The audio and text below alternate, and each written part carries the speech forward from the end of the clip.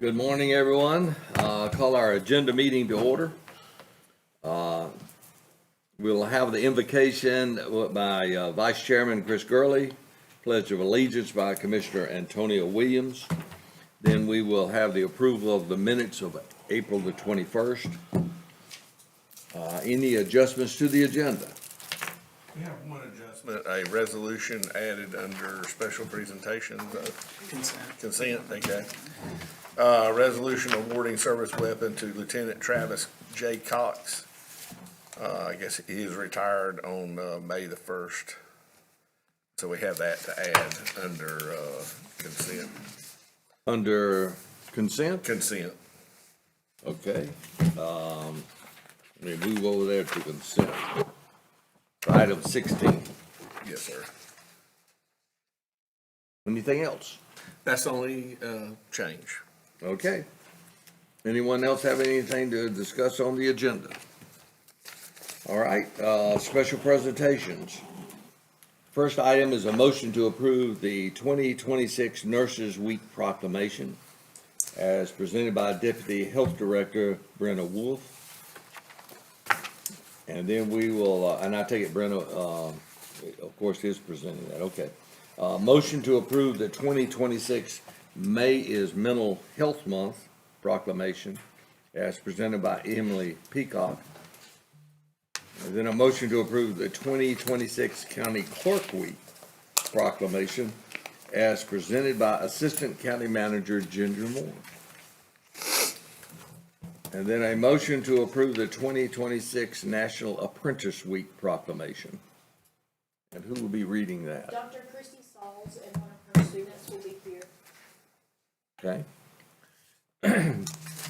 Under unfinished business, we have a motion to approve the regionalization sewer proposal for Wayne County as recommended by the Greater Wayne Sewer Committee. And Chip, I take it that you'll make a presentation on that? Yes, sir.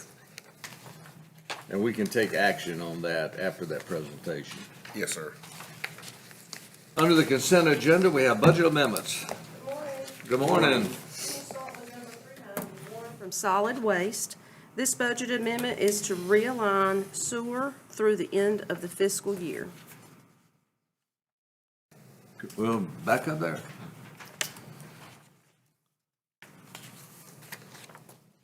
Oh, okay, yeah, that's for fuel though. We're moving funds $25,000 from their vehicle fuel line to their sewer line item. Okay, all right.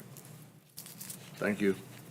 Number 397 is from EMS. This budget amendment is to realign the budget to pay for increasing linen replacement costs.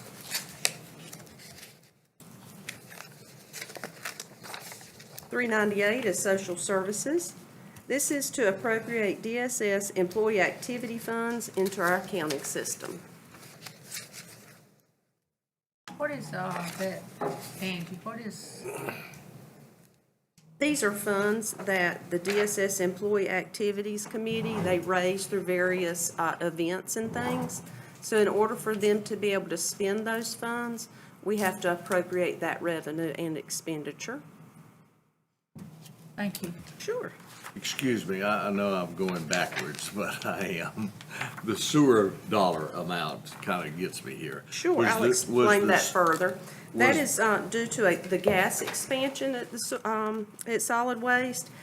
If there's water in the lines or wells, the gas cannot flow. So they have added 40 or more pumps to that system. They've also added an automation system to the main pump so that they are running, since they're running more. Okay, so it's not a matter that we're losing money in our sewer? No, sir. Okay, That's in the solid waste too, right? Yes, sir. okay, all right, good enough. Thank you. It seems like that's all that's been on my mind lately is sewer. I understand. I used to live that. We'll go back to 399, that is EMS. This is to realign the budget to pay for necessary repairs to EMS buildings and grounds approved by facilities.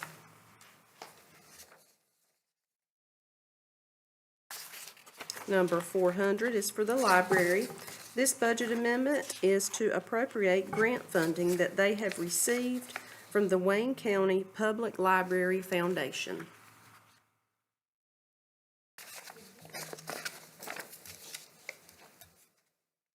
Number 401 is also from the library, and it is to appropriate grant funds that they have received from the Your Spark local grant for library programming.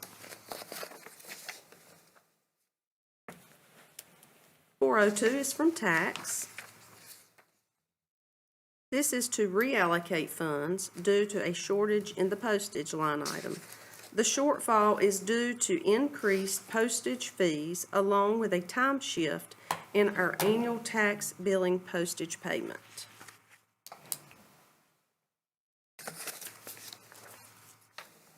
And lastly is number 403 from the Sheriff's Office. This is to reappropriate funds in order to purchase a drone.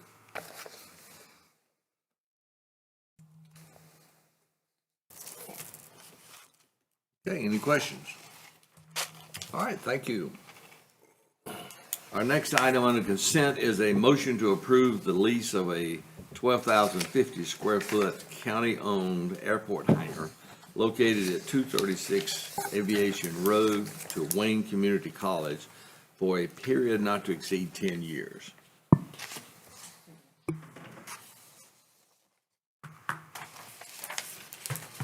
Good morning, Commissioners. Good morning. I count it a privilege and honor to stand before you and represent the Wayne Executive Jetport. Last month, we had brought, Andrew, as my advocate, had brought before you a lease, a renewal lease for Wayne Community College. And I did not know, we included an exhibit in that showing a picture. And in that, we found out that we, county, we own the land, but we do not own the brick and mortar that the college has built their classrooms on. So other than that, that was the only change. This is a 5-year lease that we're asking for. No other changes. We have removed the brick and mortar, excuse me, out of the exhibit. And I'm willing to take any question that you have. That's the only change that we've made. So evidently, years ago, they just gave a land lease on the property and then. Yeah, community the college classrooms, they're covered under a separate lease. So that's why we had to re-advertise and then just update the property description in this lease, but all the other terms are the same. But the hangar's ours. Correct. The land lease does not expire till 2034, I believe. Now, the hangar that we're leasing is actually the Wolf hangar? Correct. No? This is the existing hangar. No, it's the existing hangar, correct. So we have not entered into discussions on the Wolf? Have not? Okay. All right, good enough. This Any is the questions? facility that they're at right now. Do what? This is the facility they're already at right now. Okay. Okay, any questions? Okay, thank you. Thank you, sir. Thank you. Next item is a motion to approve the preliminary plat for a Hay Bells subdivision. Hay Bells subdivision. Hi, good morning. Good morning. This subdivision is a preliminary plat, which of course means it's the start of the process for a subdivision. So there are no improvements on the ground at this point. This one will come back to you at some time when a final plat is produced and they do have the improvements complete. They are proposing 10 lots. This is out on Highway 13 south, kind of between the two Loop Road intersections, if you're familiar with that area, right before you get to the Grantham community itself. The average lot size is about 35,000 square feet, which is about 0.8 of an acre. And the planning board has reviewed this and does recommend approval. As you can see on the plat, there's just one cul-de-sac street that comes in right off of Highway 13. Okay, any questions? Is this close, Barry, to where those houses have already come up on 13? It is, it's right directly beside of them, that's right. beside Yep. And it's the same, same developer. Thank you, Mr. Chair. Okay. All right, next item is a motion to approve a preliminary plat for a Salisbury subdivision. All right, Salisbury, is a preliminary plat, and again, like the previous one, this one will come back before you once the improvements are complete. At this point, they're just asking permission to move forward with their design and proposal. They are proposing 65 lots. This is on O'Berry Road, just west of, or about a mile west of the interchange with 117 South. The lots are around 31,000 square feet, so about 7/10 of an acre. And this is, as you can see, there is one street that comes in off of O'Berry, but a couple of cul-de-sacs that kind of branch off there in the back. There's a power line right-of-way that kind of cuts through that property as well. You see that kind of in the middle going north and south. But the planning board has reviewed this and does recommend approval. How many homes in this area? This will be 65. 6,500. 65. No. Mr. Chair, I have a question. Where exactly is this on O'Berry Road? Is this closer to the Dudley? It is. It's a 1 mile, it's just 1 mile from the interchange, 117 interchange. So it is closer to the Dudley end. Massey Road area. It is, yep. Massey Road is actually just to the north. It's just west of where it comes in. Okay, any more questions? Thank you, Barry. Thank you. The next item is a motion to establish a public hearing on June 2nd, 2026 at 9:15 a.m. to receive public comments on a request to rezone 18.61 acres from RA 20 to community shopping and community shopping to light industry for property located in Brogdon Township on the west side of US Highway 117 alternate, identified as tax parcel 258-566-2557. Yeah, the applicant is requesting to rezone basically all of his property to light industry. If you look at the map, you see the area hatched in red. That's what he's requesting to be rezoned. So you see there's two different zoning districts on that property. The yellow being RA 20, which is residential, and the blue being community shopping, which is commercial. And then just north of that, if you see the green, which is light industry, he owns that as well. It's actually part of this property. And several years ago, you actually rezoned that part to light industry because he was going to build a warehouse building there. Now he wants to build a warehouse building behind his existing shop on the yellow part, the RA 20 part. And so to do that, it does need to be rezoned to light industry for him to expand in the back. So he's just asking that the whole property be zoned to light industry instead of it being split into three. We will advertise this before the next meeting or for the hearing. So we'll post the property, send notices to adjacent property owners, and put it in the paper as well. Okay, any questions? Next item is a motion to approve Resolution 2026-10, a resolution allowing for the use of pyrotechnics. This is permitted through the inspections office and for the fireworks display that's going to occur at the fairgrounds in July. And I think it's been vetted by the inspections office and is ready to be approved by this board. Okay, any questions? Next item is a motion to approve the conveyance of 709 North Virginia Street and 622 Slaughter Street to the city of Goldsboro as requested by the city of Goldsboro. Yes, good morning. I was contacted by the code enforcement officer for the city of Goldsboro. These two properties are previous foreclosures where there were no bidders at auction, so we became joint owners of the property with the city of Goldsboro. We've owned them for a couple of years. Since then, they've had an issue with people trespassing on the property, and the neighbors have started to complain about trespassing and then the condition of the buildings themselves. So the city would like to move forward with demolition. They're willing to pay the entire cost, but in order to do so, they would ask us to give up our 1/2 interest. In the past with these properties, for properties they're looking to demolish, that's customary. And then we would have no financial obligation for the demolition, and in exchange, we just give up our 1/2 interest. Okay, any questions? I do know the 709 North Virginia Street has been problematic for quite some time, so we're working to resolve that with the neighbor. Okay, great. Next item is a motion to approve the juvenile Crime Prevention Council funding for fiscal year 26-27.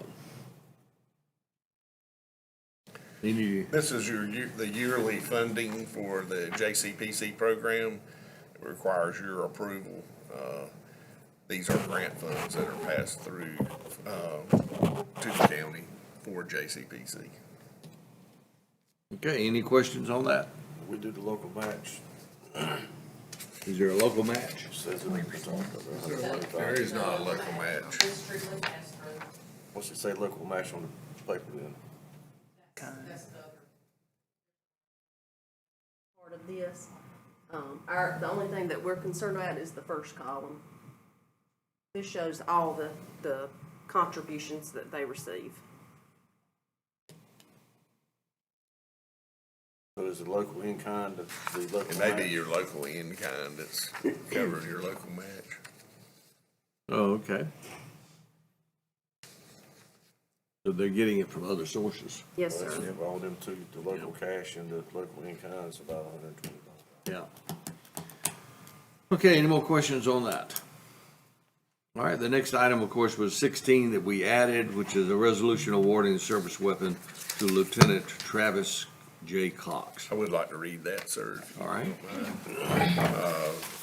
Resolution 2026-12, whereas Lieutenant Travis J. Cox will retire from the county of Wayne effective May 1st, 2026, and whereas Travis Cox has been an employee of the Wayne County Sheriff's Office and will retire as a lieutenant, and whereas Travis Cox has served 16 years with the Sheriff's Office in Wayne County, whereas throughout his years he earned the admiration, respect, and friendship of those whom he worked with and came in contact.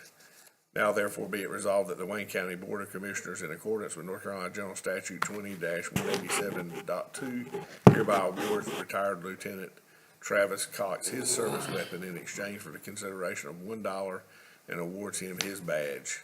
Now therefore be it further resolved that the Wayne County Board of Commissioners extends best wishes for many years of good health and happiness to Lieutenant Travis J. Cox during his retirement and future endeavors, adopted this the 5th day of May, 2026. there's the Thank you, dollar. sir. Got $1. Okay. All right, any comments or questions? All right, we're moving to new business. First item is a motion to adopt Resolution 2026-11, a resolution supporting the expansion of elderly and disabled property tax relief programs and protection of local government revenue. And I think Commissioner Aycock is going to read that. Yes. Just wait until. Do that during the regular meeting. Okay, that sounds good. Item 17 is a presentation of 2026-2027 CIP plan and update from Davenport Financial Advisors. Ted will be here at the 9 o'clock meeting to present that to you. So that's our capital improvement plan. Yes, For sir. 26-27, and that'll be presented to us. Yes, sir. So I encourage you to watch it carefully, and if you've got any questions, please make us aware of them. Then we will move to public comments. Is the thing outside? County Manager's Report, Board of Commissioners Committee Reports, closed session. Yes, sir, we We will. will have that. But before I do that, I need to go back and actually add an item. And where do I need to add the appointment committee? You can do it before unfinished business, after special presentations. We did have a recommendation that came up on the appointment committee. When are you gonna do that? After unfinished business? No, we're going to have special presentations. in between And there. then we're going to have the appointment committee and then unfinished business. There we go. Okay. I'm sorry, and it's the old man memory. I forgot to add that to start off with. Okay, closed session. Can we go into closed Yes, session? sir. Do I have a motion to go into closed So session? move. All right, we got a motion to go in closed session. And that would be to discuss matters relating to location or expansion of industries, and to discuss matters relating please to vote? military installation, closure, or realignment, to discuss the acquisition of real property, and to consult with your attorney to maintain attorney-client privilege. Okay. So we are down to closed session.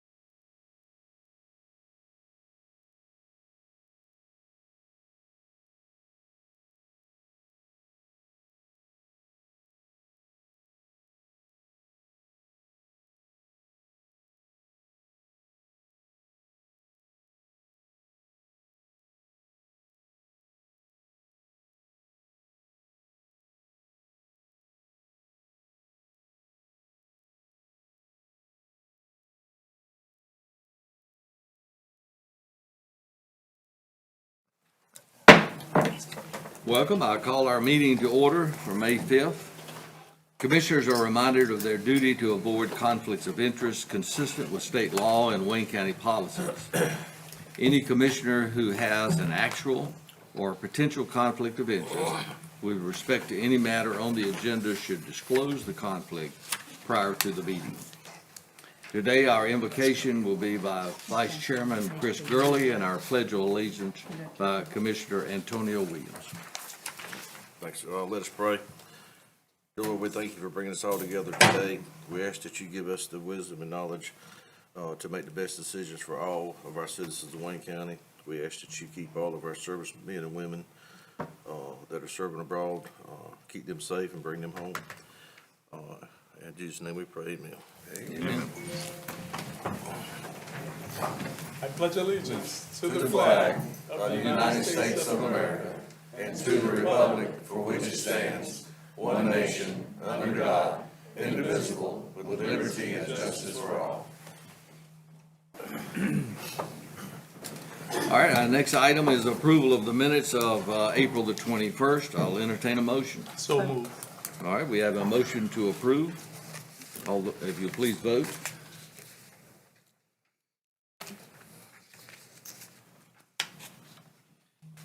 Okay, next, discussion and adjustment and approval of the agenda. Yes, sir. We have a couple of adjustments.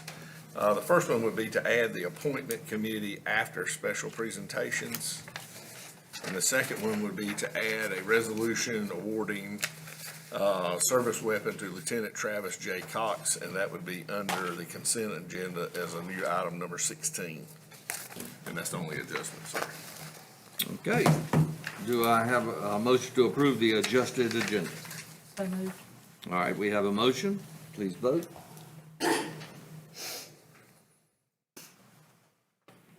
All right, our next item on special presentation is a motion to approve the 2026 Nurses Week proclamation as presented by Deputy Health Director Brenna Wolf.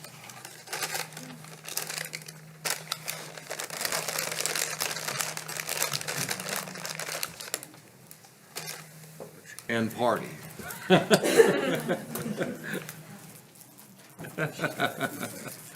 morning. Good morning. My name's Brenna Wolf. I'm the Deputy Health Director. I'm also one of the nurses at the Wayne County Health Department. And I've brought most of our nurses today that can be spared. And we also have Charlene. She's our county wellness nurse. This is one of the best group of nurses I've ever worked with, and I've been there almost 17 years.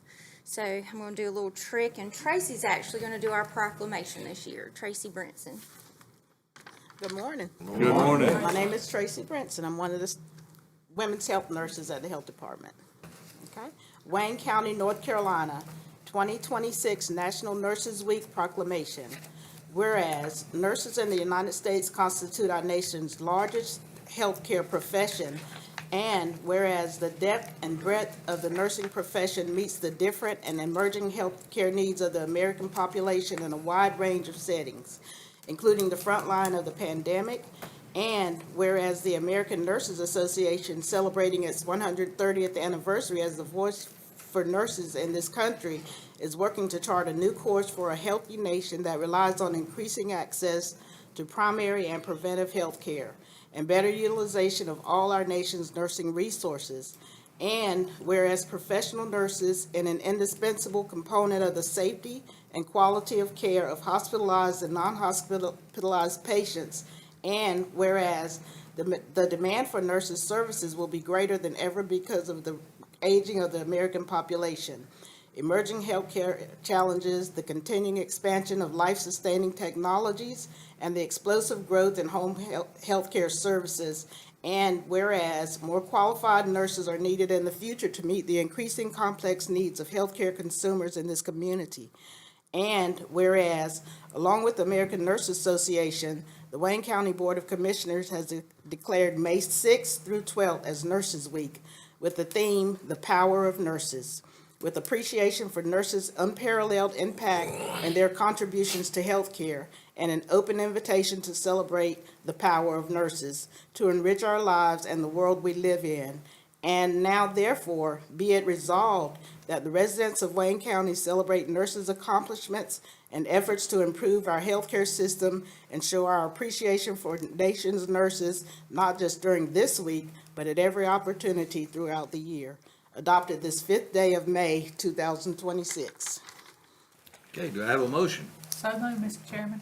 Great, we got a motion. Any discussion? I would like to ask, could you, tell me how many years each of you have been nurses, starting with you? 32 years. 32? 22? Brittany? 17? 5.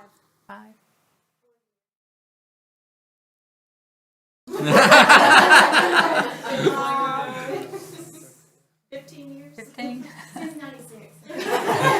31 years. 31 years. Wow. 31 years. Thank you guys so much.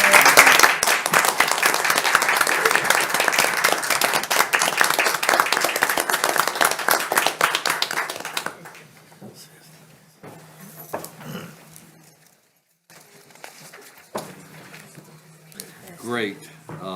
I don't know what we would possibly do without you. I have a daughter that's a nurse, and I know some of the trials that you go through. Thanks so much for your service.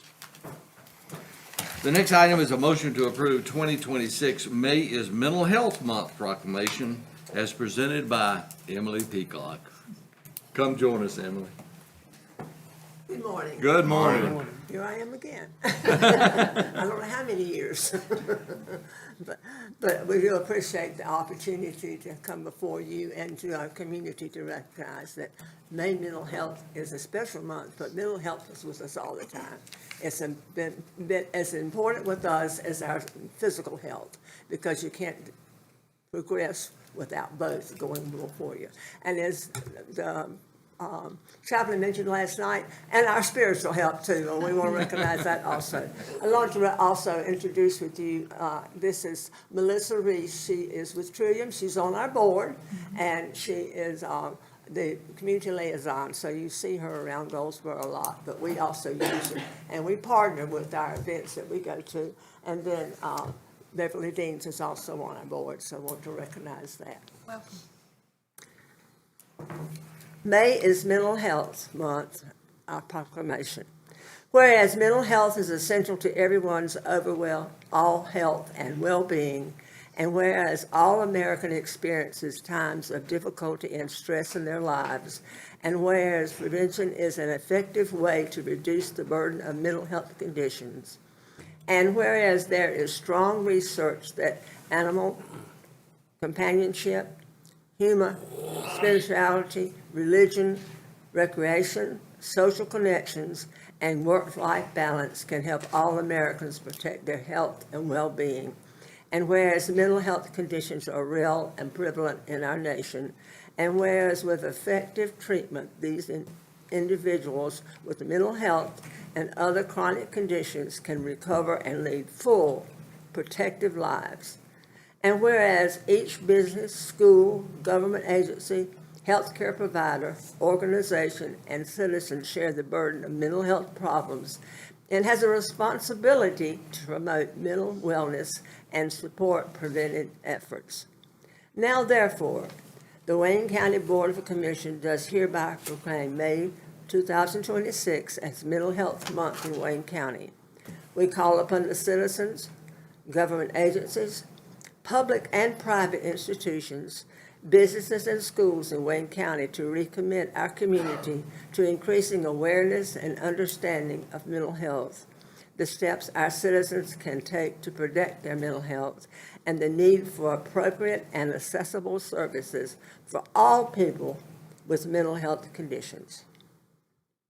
Great. Okay, do I have a motion to approve the proclamation? So moved. All right, we've got a motion. Please vote. Ms. Peacock, I notice your T-shirt. Yes, Mental Health Association, we need your support. And the thing that really catches my eye is your organization was chartered in 1962. Yes. 1962. That's a long time, isn't it? And that is. Not as old as I am, but it's a long time. And you've been probably a member since you were 2, right? Great. You do a fantastic job. We look forward to seeing you every year. Okay, I hope for a few more years There you anyway. go. Okay, great. Any comments? Okay, great. Thanks for the job you Thank you do. so much. Thank you. Thank you.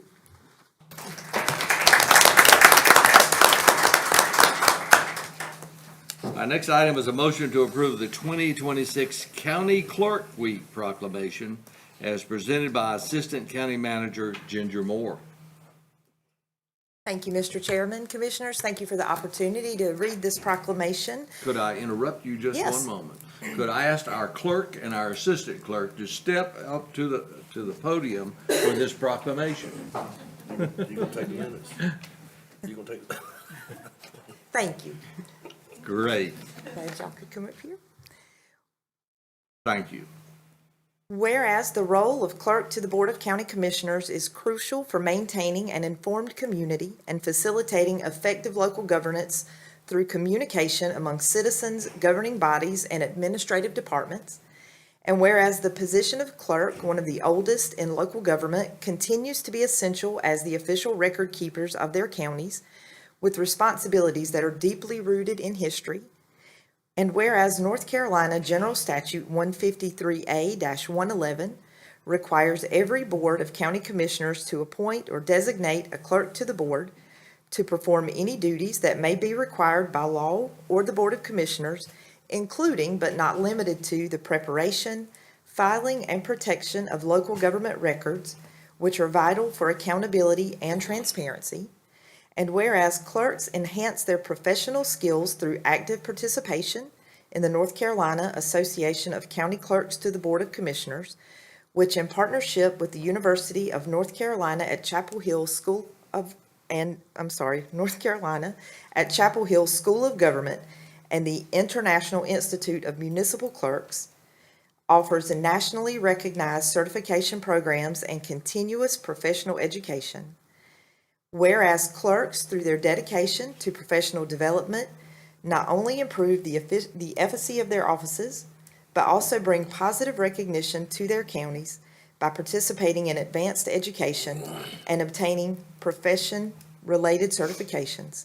Now therefore be it proclaimed by the Wayne County Board of Commissioners that May 3rd through May 9th, 2026 will be recognized as Clerks to the Board of County Commissioners Week in Wayne County, and extends its appreciation to Clerk to the Board, Carol Bowden, and Deputy Clerk to the Board, Kayla Whitley, to all the county clerks for vital services they perform and their exemplary dedication to the county they represent, adopted the 5th day of May, 2026. And I would like to add that Kayla and Carol not only take care of the Board of Commissioners and all the records, but they also take care of county administration and anybody else in this county that works here that needs anything from them. So they are the rock stars of our team for sure. So thank you for what you do for us every single day.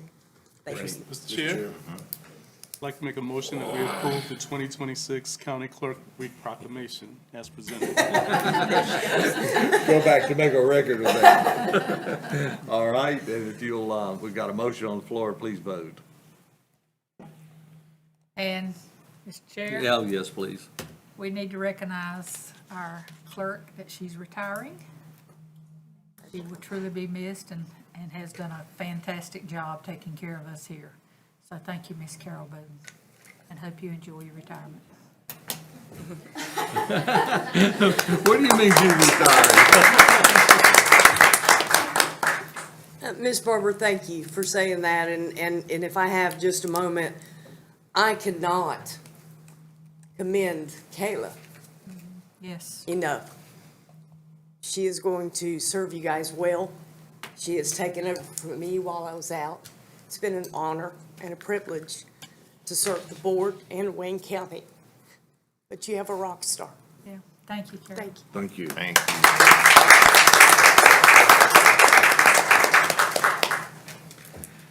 Okay, the next item is a motion to approve 2026 National Apprenticeship Week proclamation. Good morning. Good morning. Thank you for having us. I'm Dr. Christy Sauls, Vice President of Academic and Student Services, who also once served as the Executive Director of Apprenticeships at Wayne Community College. And I have with me Kaylin Carnegie, our new apprenticeship specialist, who will read the proclamation in just a second. But I just want to give a quick update. Over the last 8 years, we've been doing apprenticeships for 8 years now here in Wayne County. We have gone from an idea to a proven workforce solution. We have grown from one occupation to over 20 occupations.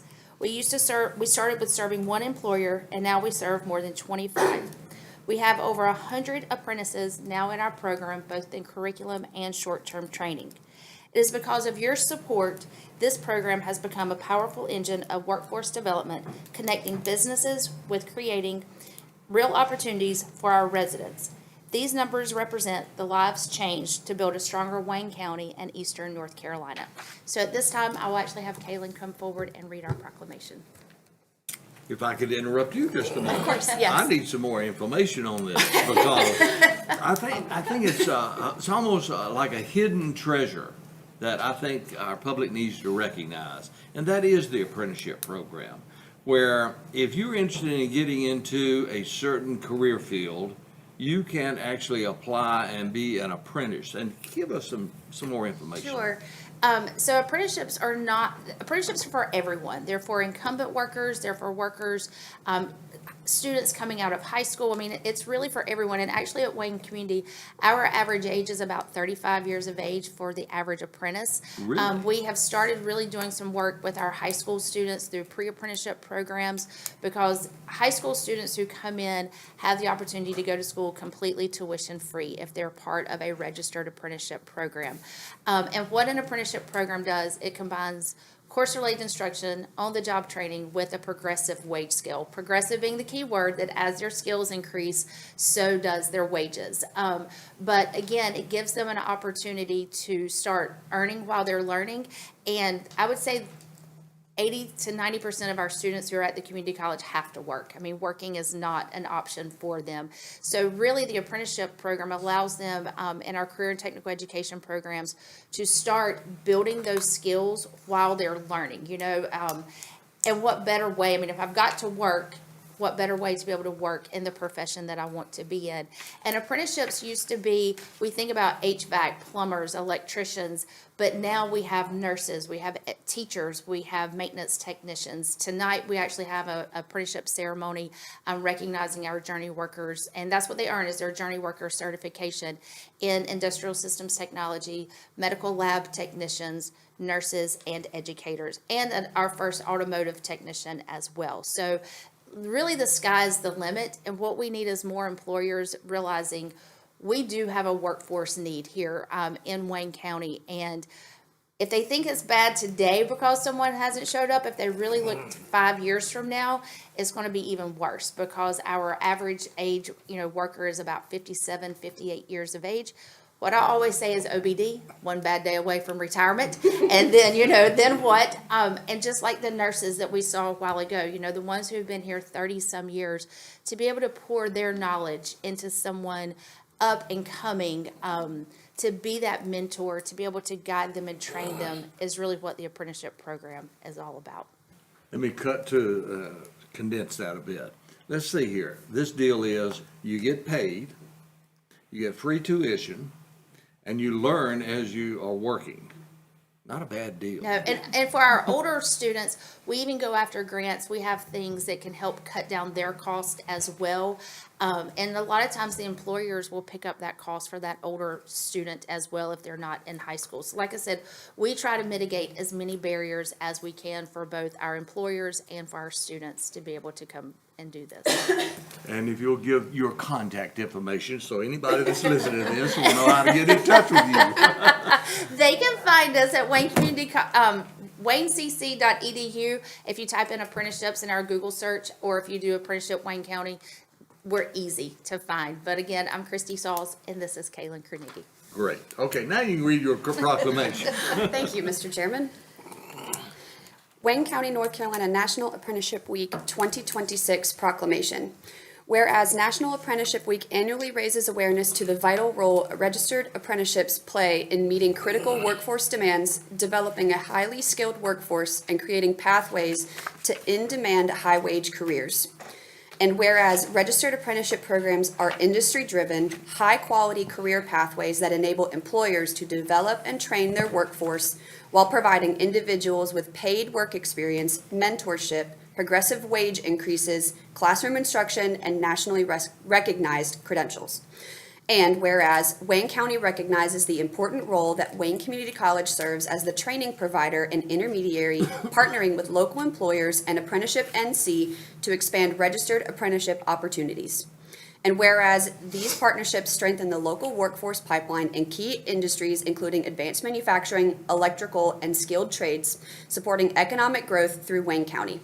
And whereas registered apprenticeship programs are uniquely positioned to meet the evolving workforce needs of Wayne County and the state of North Carolina. Now therefore it be proclaimed that the Wayne County Board of Commissioners hereby recognizes April 26th through May 2nd as National Apprenticeship Week in Wayne County and encourages all residents, educators, and businesses to recognize and promote the value of registered apprenticeship programs. You have a motion to approve. All right, we've got a motion on the floor. Please vote.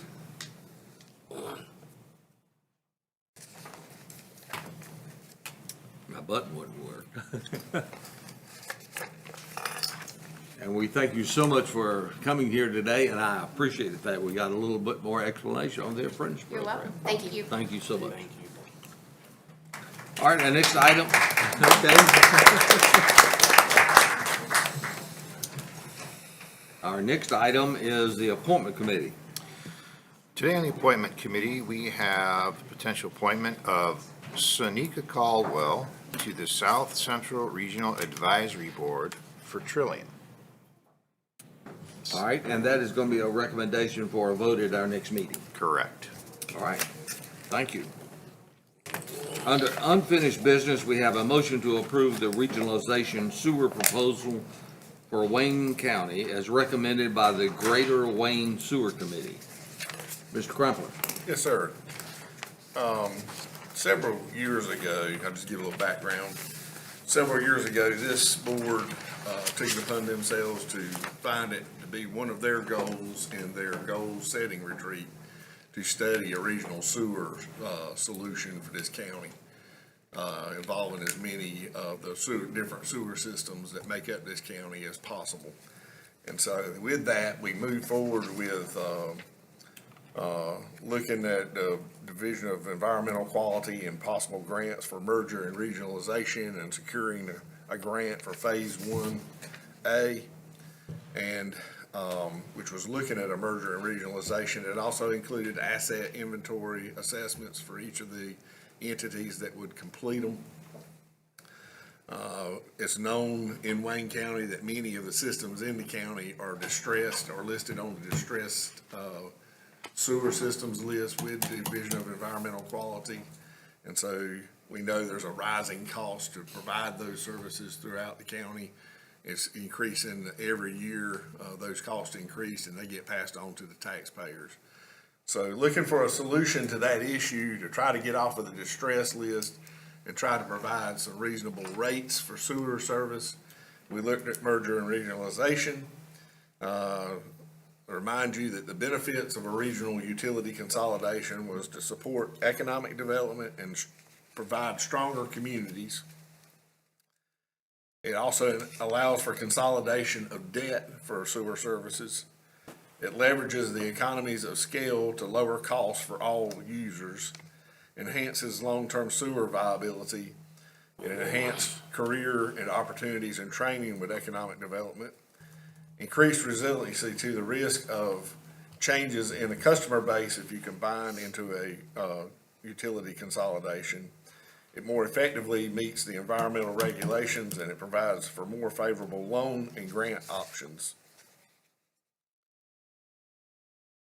In the past, wastewater merger here, wastewater has been treated, and a lot of us deliver those sewage to the city, and there has been a long history of regional collaboration when it comes to wastewater, but not as a wastewater utility. Several decades, local municipalities have sent their wastewater, including Wayne County, to the city's wastewater treatment plant under their control and at their cost that they dictate.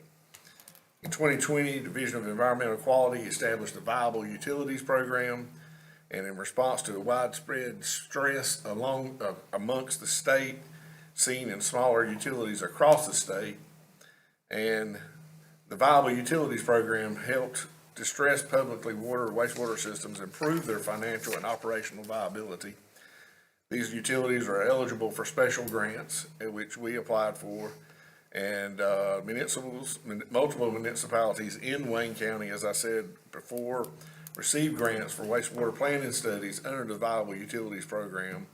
And the state helped to coordinate the merger regionalization study, which started in 2023, that incorporated 6 local municipalities to study wastewater merger options. Those were the city of Goldsboro, Wayne County, town of Eureka, town of Fremont, town of Pikeville, town of Mount Olive, and of course our other partner, the NCDEQ Viable Utilities Branch. So there's multiple systems there. DEQ, Division of Water Infrastructure, provided the funding for the following steps. They did system assessments and a planning study using AIA grants starting for Wayne County, Goldsboro, Fremont, Pikeville, and Eureka. Mount Olive was previously completed under a consent order. We had an MRF, Merger and Regionalization Phase 1A grant, which was with $100,000, which was awarded in 22 and commenced in January of 23. Then we moved into an MRF Phase 1B grant, which was $260,000 awarded to the city of Goldsboro, which was awarded in 2024, and it commenced in April of 2025. And we just concluded it with our last meeting a couple weeks ago.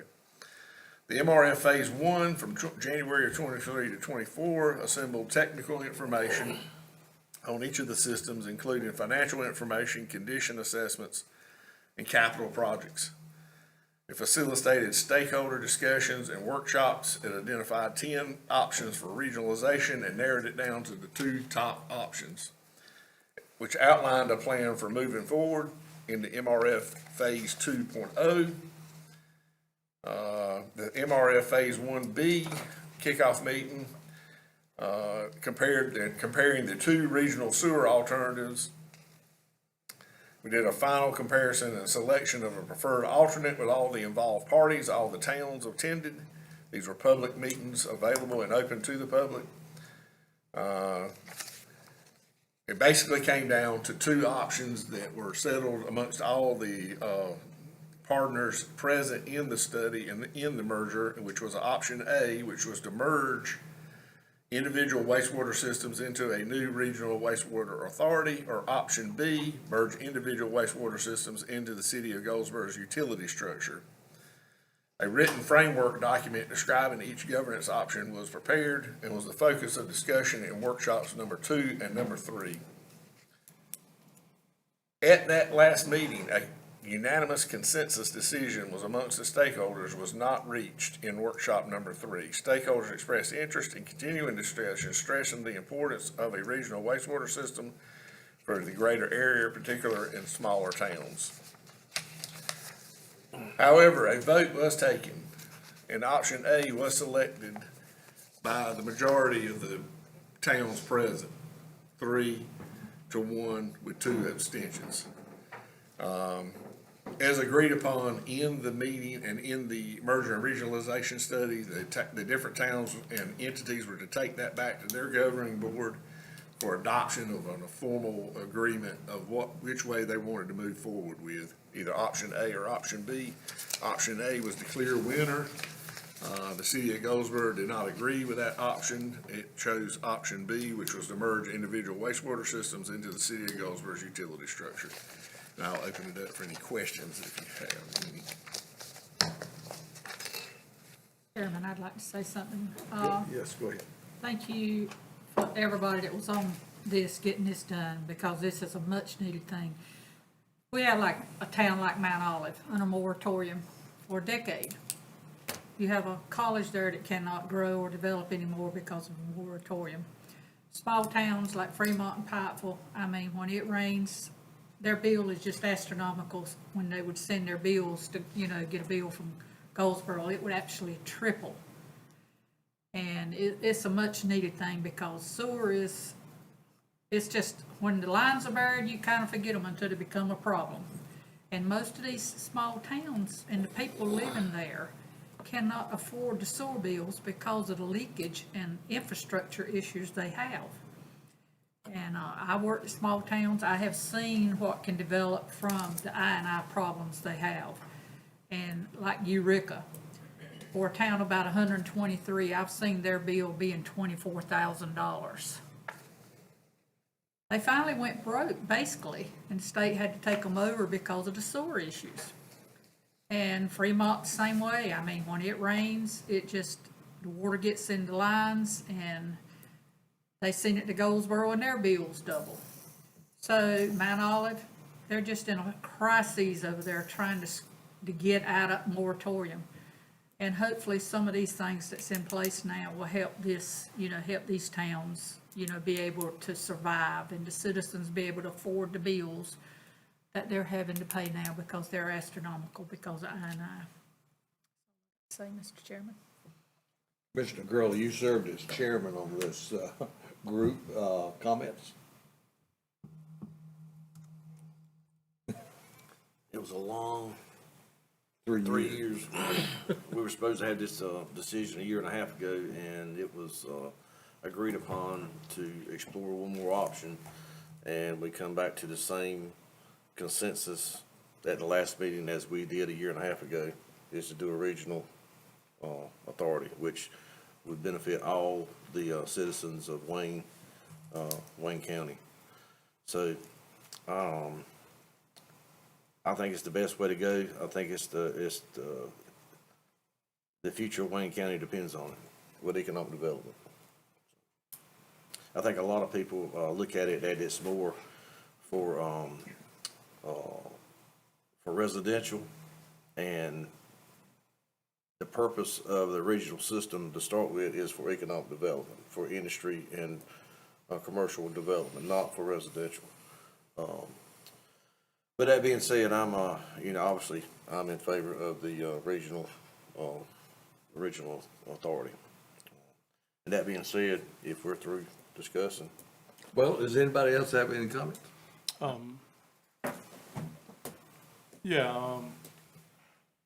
want to concur with Commissioner Aycock. I know this board for quite some time. They've heard me express my concern for Mount Olive, which that's part of my district. This board has come up with a way to help Mount Olive, and I think overall this approach, this regional approach, the county approach, I think that's going to be Mount Olive's best opportunity to get out of the moratorium. And anything that can help that community, which is a great community, I'm for. Thank you. Well, I have got one more thing. Well, you got something? Mr. Chair, thank you. Thank you to Commissioner Gurley. Commissioner Gurley's right, along with our staff as well. I know they've been working on this for at least 3 years, and for our chair too, trying to push this and get this to a decision. Smart growth, right? Smart economical growth for our citizens. I think the regional sewer is the way to go, helping the southern end. Mount Olive, I agree with Commissioner Wiz. Commissioner Wiz has had that concern, expressed this for a long time about Mount Olive and growth there in that community that can expand, not just economically, but for the citizens as well there. So I just want to thank all of the staff, our leadership that's been here, as well as the staff, Chip, Andrew, and everyone. It's put a lot of work into this and a lot of thought, because this is 3 years of work. So this has been thought out a lot and pushed for a lot. So thank you, Commissioner Gurley, for your hard work on this. The purpose, just to reiterate, the purpose of a regional system is several pieces that no one entity is controlling, the future of anything. It gives everybody a seat at the board, that they have a say-so in. In the other option, we didn't feel like that was the case, was not the case. that same authority would be, regional authority would be setting the rates. Because sewer is not a money maker. I mean, I mean, the water's the money, but the sewer is not. And, I just don't quite understand the pushback from the city, but, you know, as I think all the rest of them saw, that I think we're going in the right direction. So that being said, Mr. Chair, I'm gonna make a motion that we approve the regionalization sewer proposal for Wayne County as recommended by the Greater Wayne Sewer Committee. All right, we have a motion on the floor. Any more discussion? Please vote.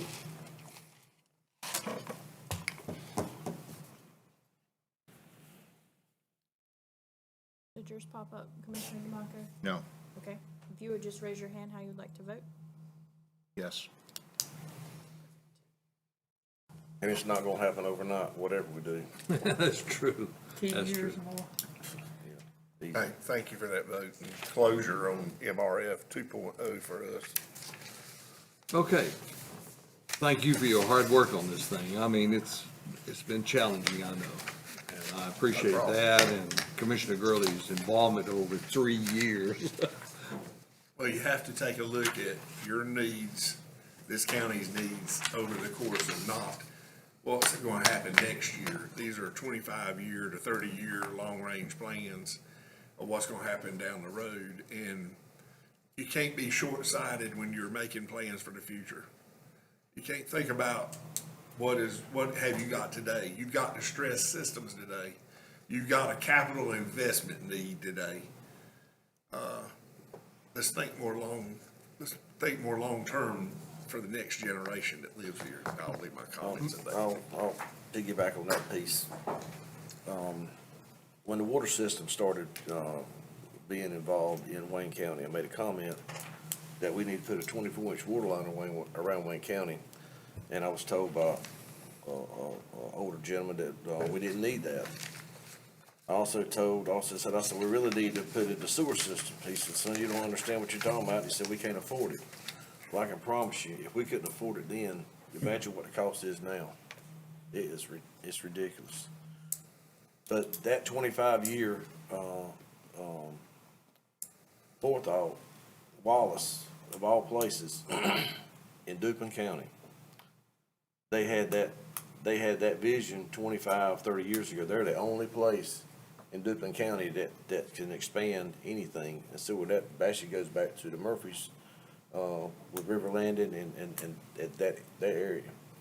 So you got to have somebody that's running the show that's got looking down 25, 30 years down the road. Because like I say, this is not going to happen overnight. So we're looking for the next generation or two generations for that matter. So, thank you, sir. And thank you for everybody's support on that. It was a little frustrating there at the end. Mr. Chair, I heard our county manager state that it was, distress lines. Do you know, how many who was part of the distress list in the county? Everybody but Wayne County, Seven Springs, and Walnut Creek. So that is the city as well? There you go. Well, Everybody but Wayne County, Seven Springs, and Walnut Creek. Wow. So it is a sense of urgency to start the process to get something done. Yeah. Pastime. Yeah. I don't want to belabor the point, but I remind everyone what the number one industry in Wayne County is. Agriculture. Let's not forget that. We are very fortunate to have such a vibrant agricultural economy. And with the growth that is coming to Wayne County, maybe not in my lifetime, but the growth that will come to Wayne County, it will be at the expense of good farmland in development. One of the primary goals of the regional sewer was to protect that farmland by having a regional sewer that would allow development of properties that would not qualify for good farmland. you could, if you had the sewer, then those properties that could not perk, you in fact would have the availability of sewer. So there were a lot of factors brought into this, of not only looking at today, but looking at our future, Wayne County's future. So hopefully we will now take up our goal, and that is to establish a regional sewer and continue to move forward. Okay, I will move on to the next topic, and that is on our agenda is the consent agenda. So I entertain a motion to approve the a consent agenda. Mr. Chair, I'll make a motion, we approve the amended consent agenda. Okay, any discussion? Not, please vote.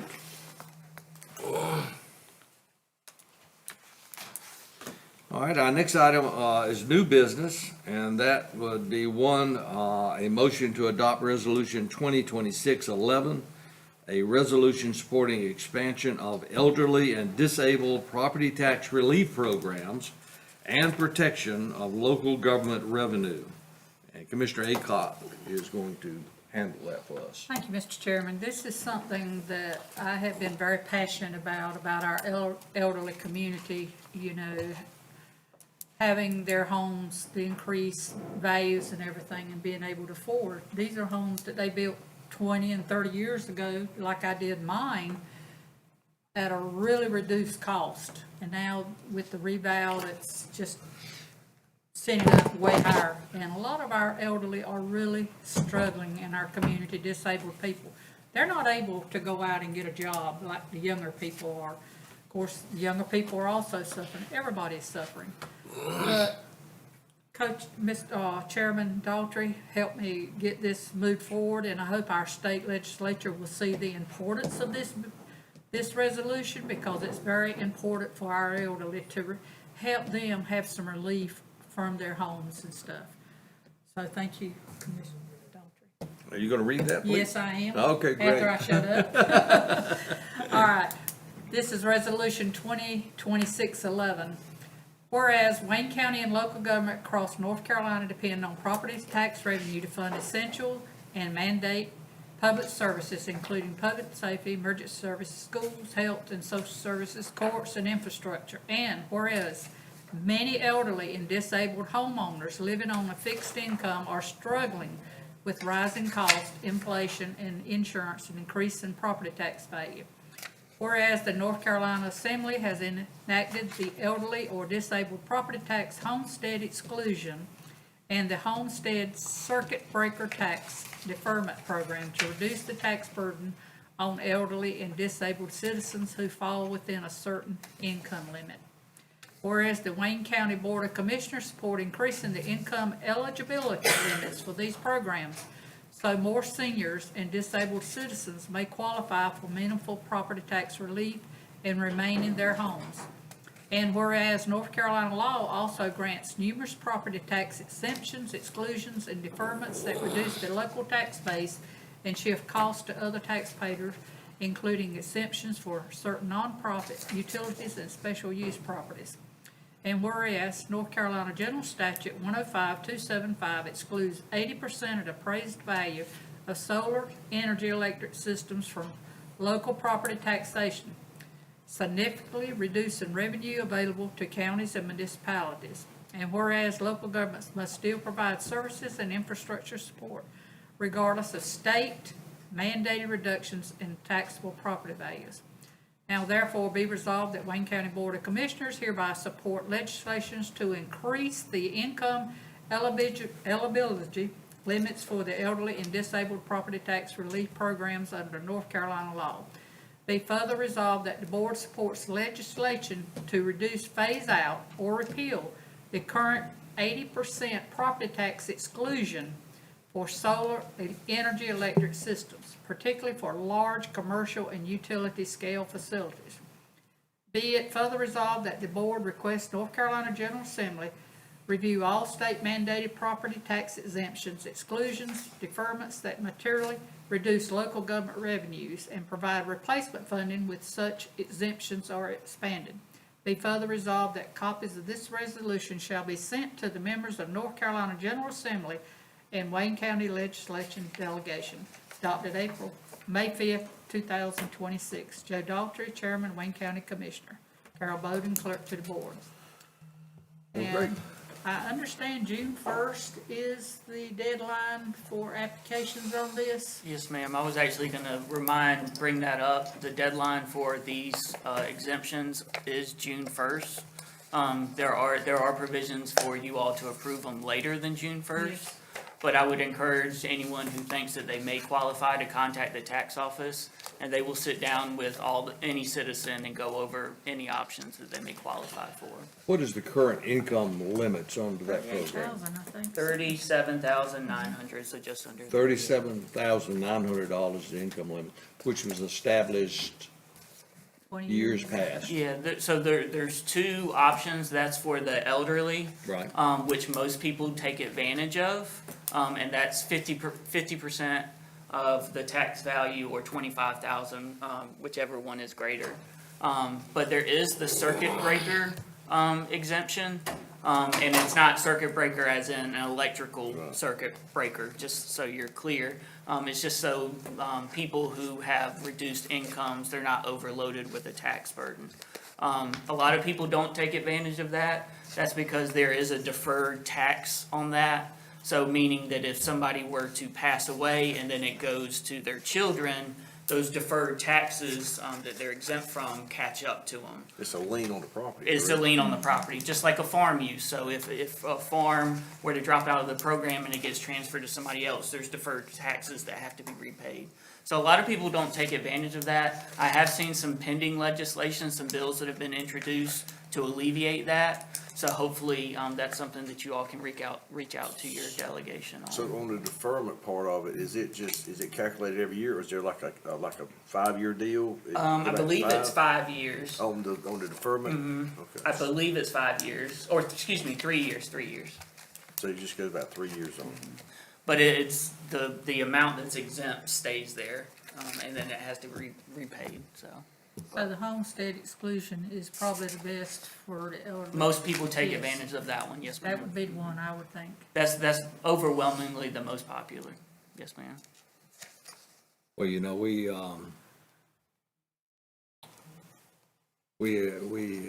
get beat up pretty heavily in regards to our property taxes.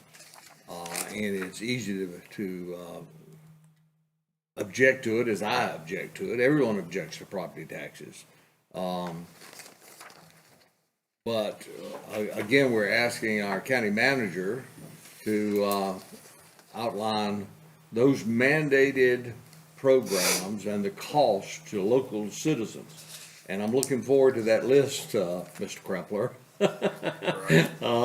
And soon we will have that for you. And it's going to be surprising and eye-opening to see how the legislature has shipped down to local governments that you're mandated to provide these services and what the cost is to the local taxpayer that has to fund them.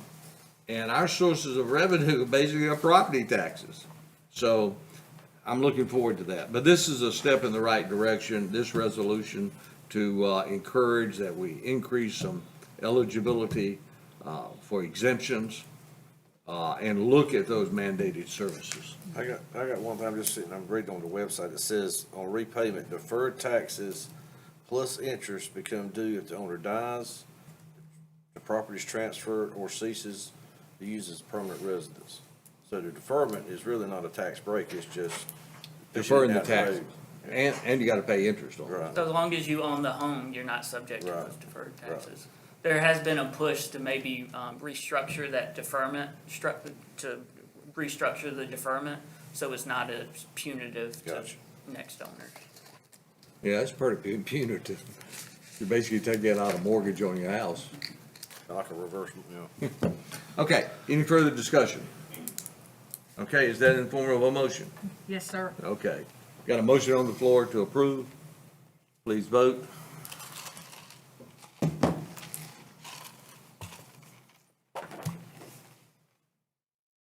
And that's unanimous, thanks. Okay, our next item is a presentation of the 26-27 capital improvement plan and update from Davenport. Mr. Ted, welcome back. Thank you. Good morning. Good morning. Hope you all are well. This is sort of an annual presentation as part of your budget process that's going to focus just on the capital side of your budget, FY '27 and beyond, more or less a 5-year forward look. Not looking for any action today. This is just information. We've worked closely with staff over the last several weeks or months to get this pulled together. You all have a hard copy in front of you. It's exactly what's on the screen, although I think there's some things in your appendix that you can reference today or later that might not be on the screen. There are page numbers in the bottom right corner, and I'm happy to answer questions along the way. If you go to, are you changing the slides? I can do whatever you want me to do. Perfect, all right. Go to slide 2, table of contents, perfect.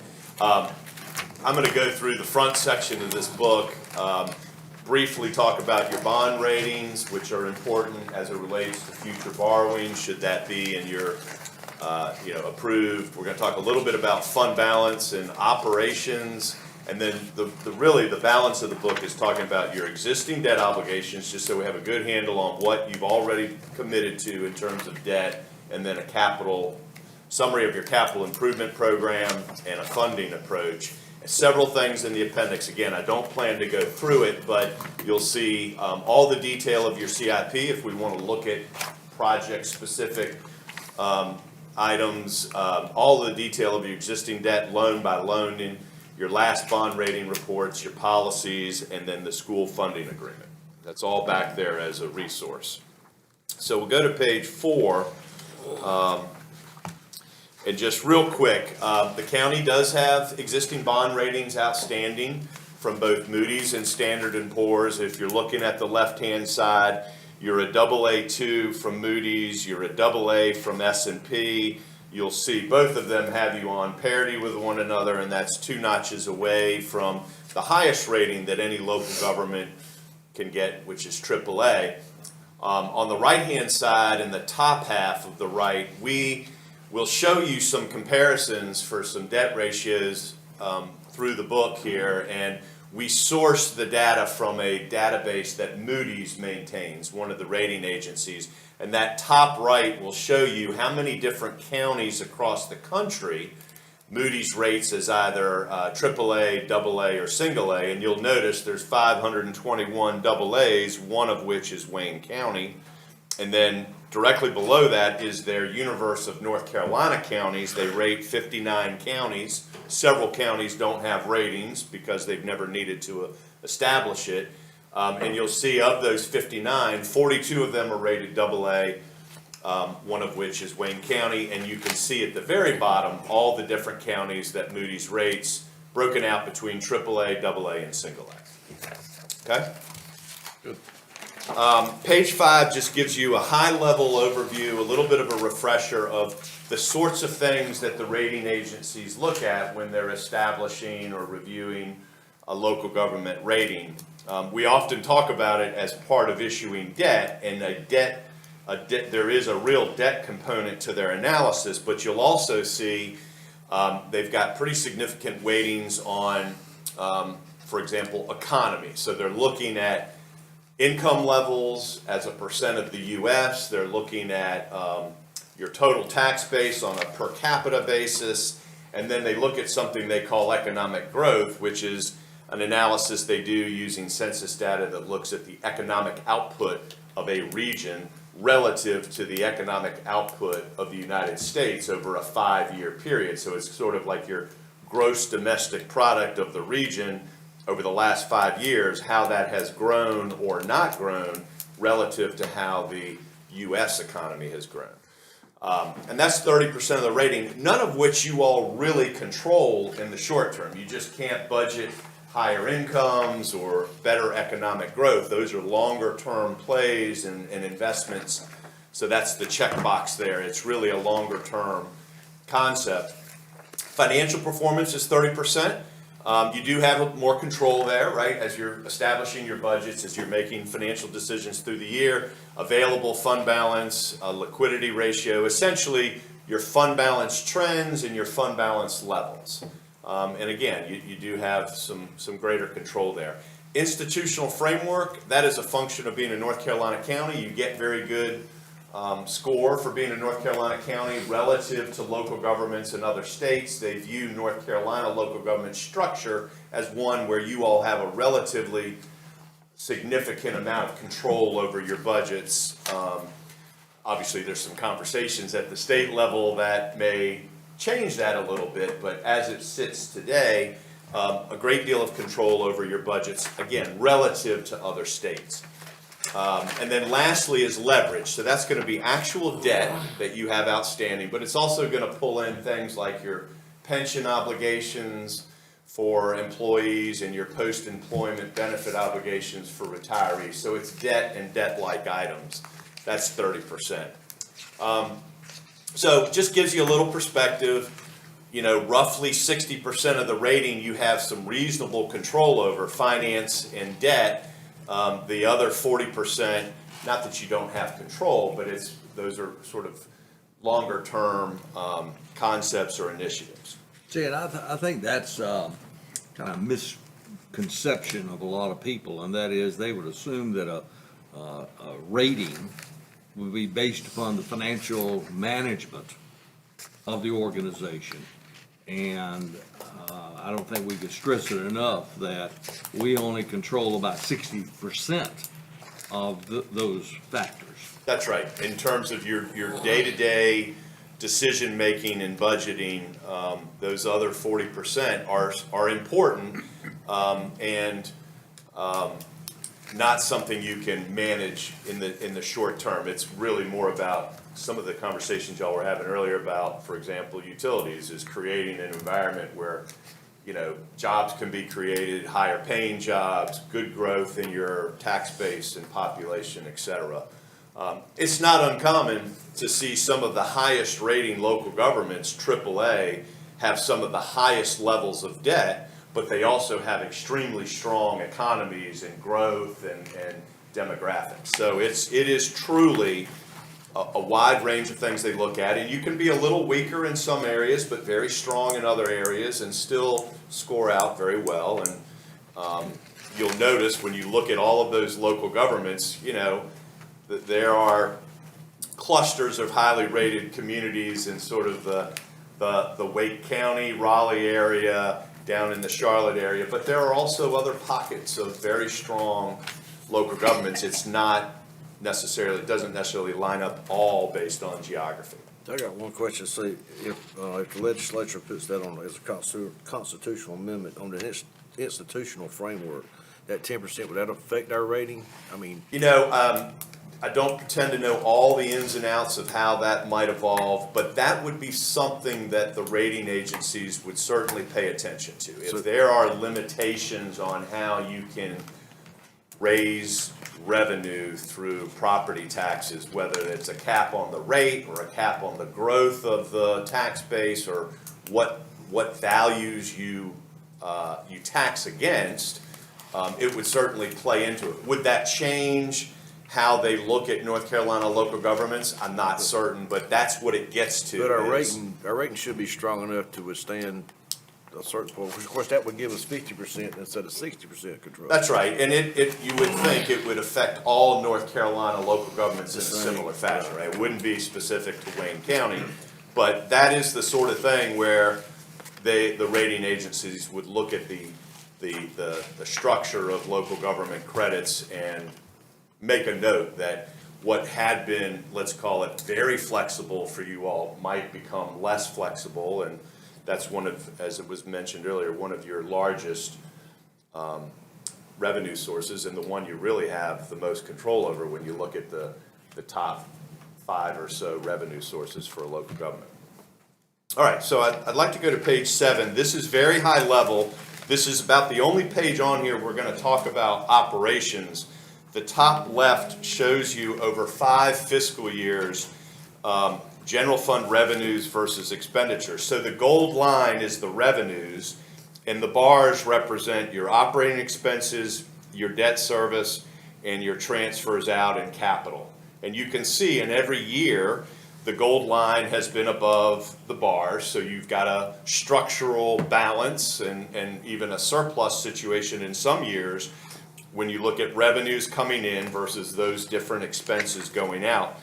You will notice, and it's on the upper right, total revenue has grown over this period of time by about 35 million.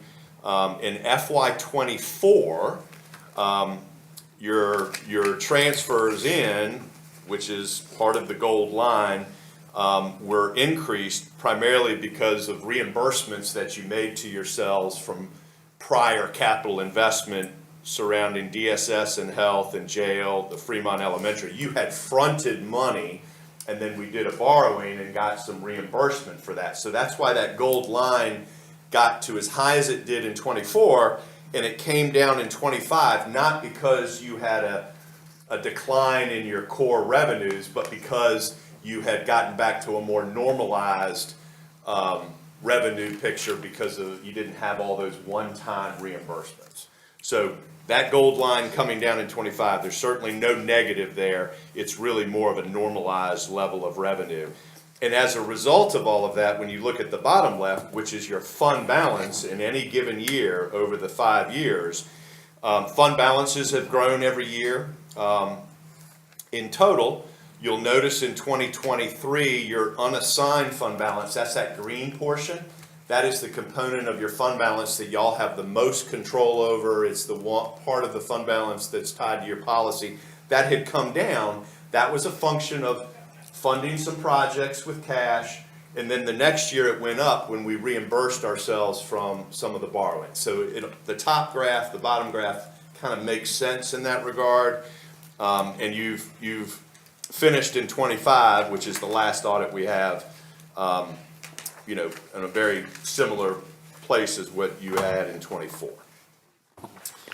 Page 8 will show you how that fund balance translates to your policy. So on the left-hand side, the red line is your fund balance policy that says we want to maintain in the general fund that unassigned fund balance. That's just a portion of the fund balance that you can find it in the audit.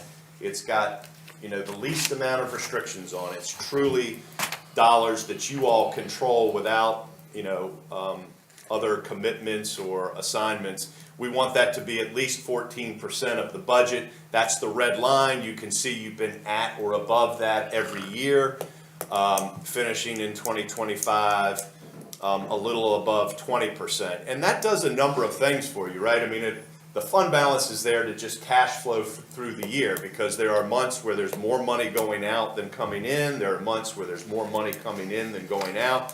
The fund balance is there to help float that, but it also allows you all, like you did in '23, to move projects forward or take advantage of other situations, maybe deal with other negative events, all of the above, without, being under financial stress, and particularly as it relates to capital, funding capital projects to get them moving until you're in a position to possibly borrow for them if that's the plan. So it gives you a lot of benefits along with just the normal cash flow. And on the right-hand side, you can see the comparison. Y'all are in gold. That's that roughly, let's call it 25% fund balance that you had in fiscal '25. And as you go down the line, you can see how you compare in the lighter green to the national AAA, AA, and single A counties and the North Carolina. So for example, when you look at North Carolina, the AA median, that's the rating you all have, AA. You can see the second green bar from the bottom is sitting at about 30%. So of that group, the midpoint is about 30%, but you can also see that blue line, there's somebody as low as about 10% and as high as almost 80%. So it's a very wide range of fund balance within that AA category. While you might be a little lower than the median, you're not an outlier on the low end. So I would say you continue to be in compliance with your policy. It's a good policy. It's served you well. And you line up where we would expect you to for a AA rated county. Okay? All right, so now we're going to talk about debt, beginning on page 10. This is your existing debt commitments. The details are in the back. You can see in the bottom left, the grand total of debt outstanding is right around $141 million of debt. You can see the basic breakout between debt that's been issued for school purposes, about 47 million, versus non-school purposes, about 97 million. The chart above, every bar is a fiscal year, and we purposely go back a number of years. So you can see in the gray the years where you were issuing debt, funding projects, got up to a peak, looks like that's in fiscal 24, where your annual payment was a little over $16 million.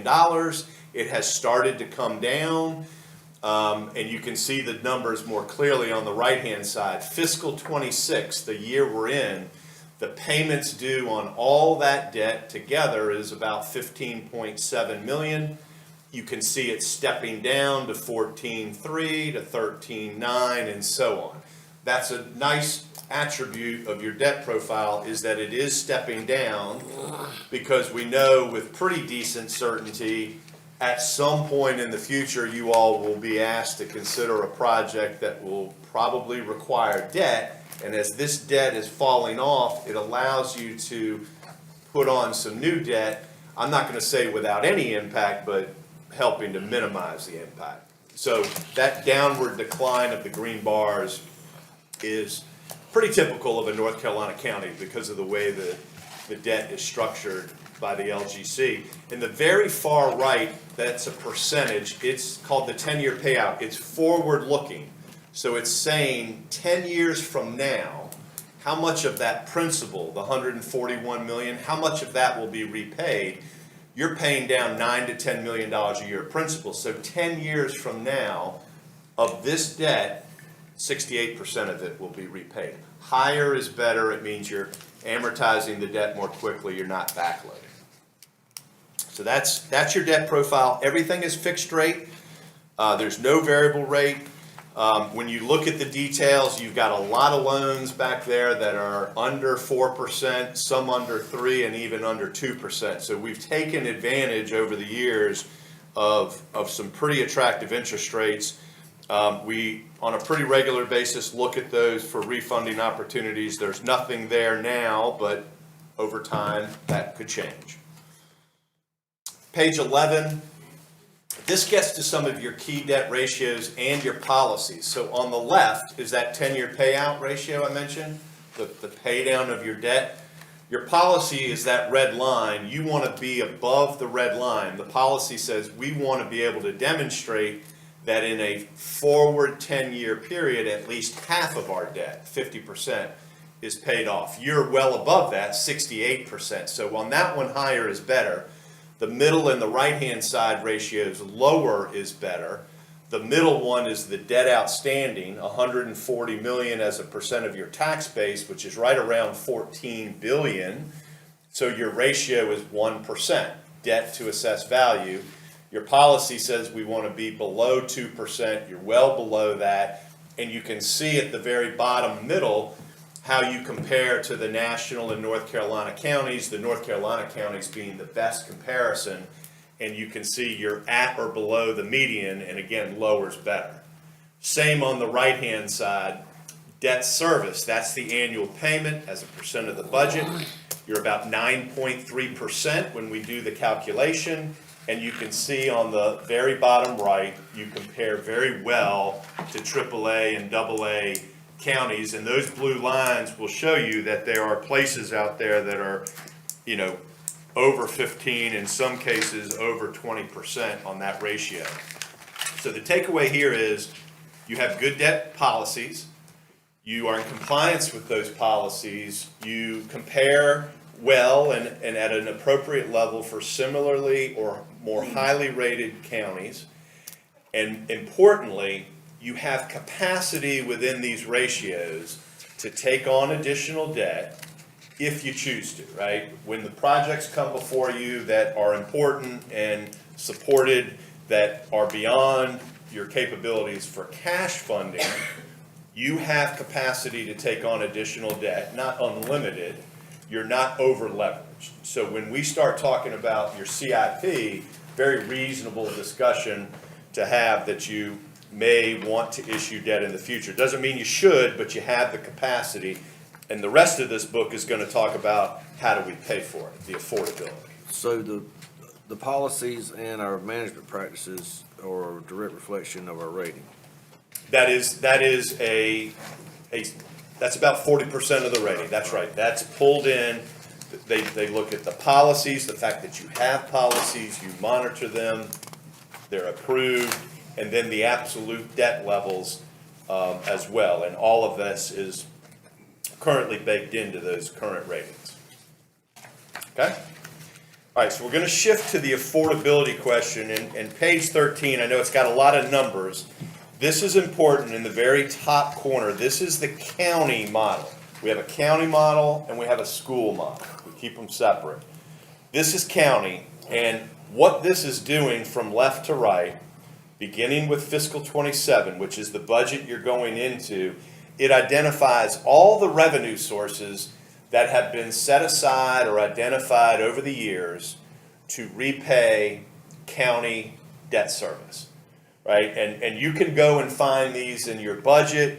There are different tax adjustments that were made over the years that were dedicated to funding capital. There were appropriations that were made that continue. Some small one-time dollars, like column G is a DSS reimbursement. That is tied to reimbursements you all get from the state and the federal governments for interest expense and depreciation on your DSS facility. In some of these columns, we are growing those revenues based on an assumed assumption about tax-based growth. We've used 1.5% per year for growth.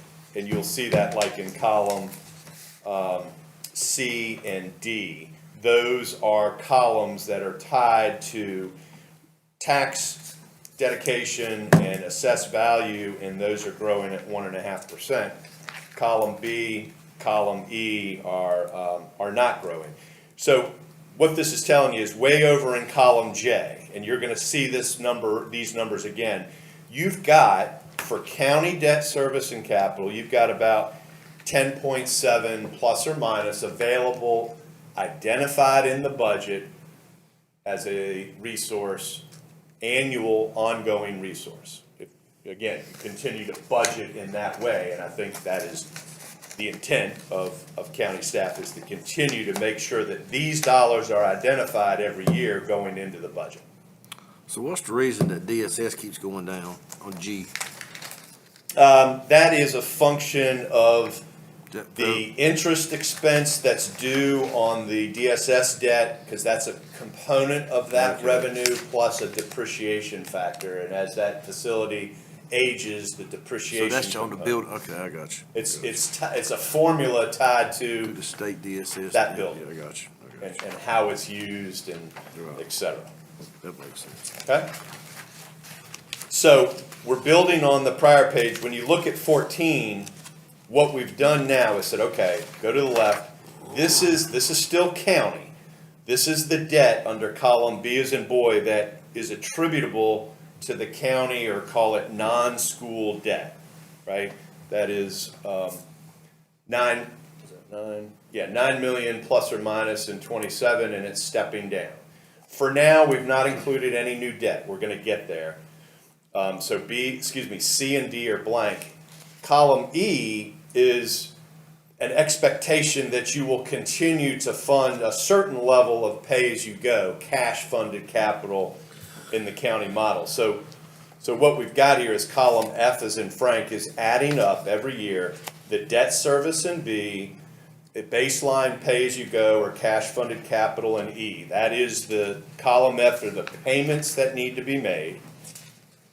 Column G is from the prior page. That's the sum of all those revenues that we talked about.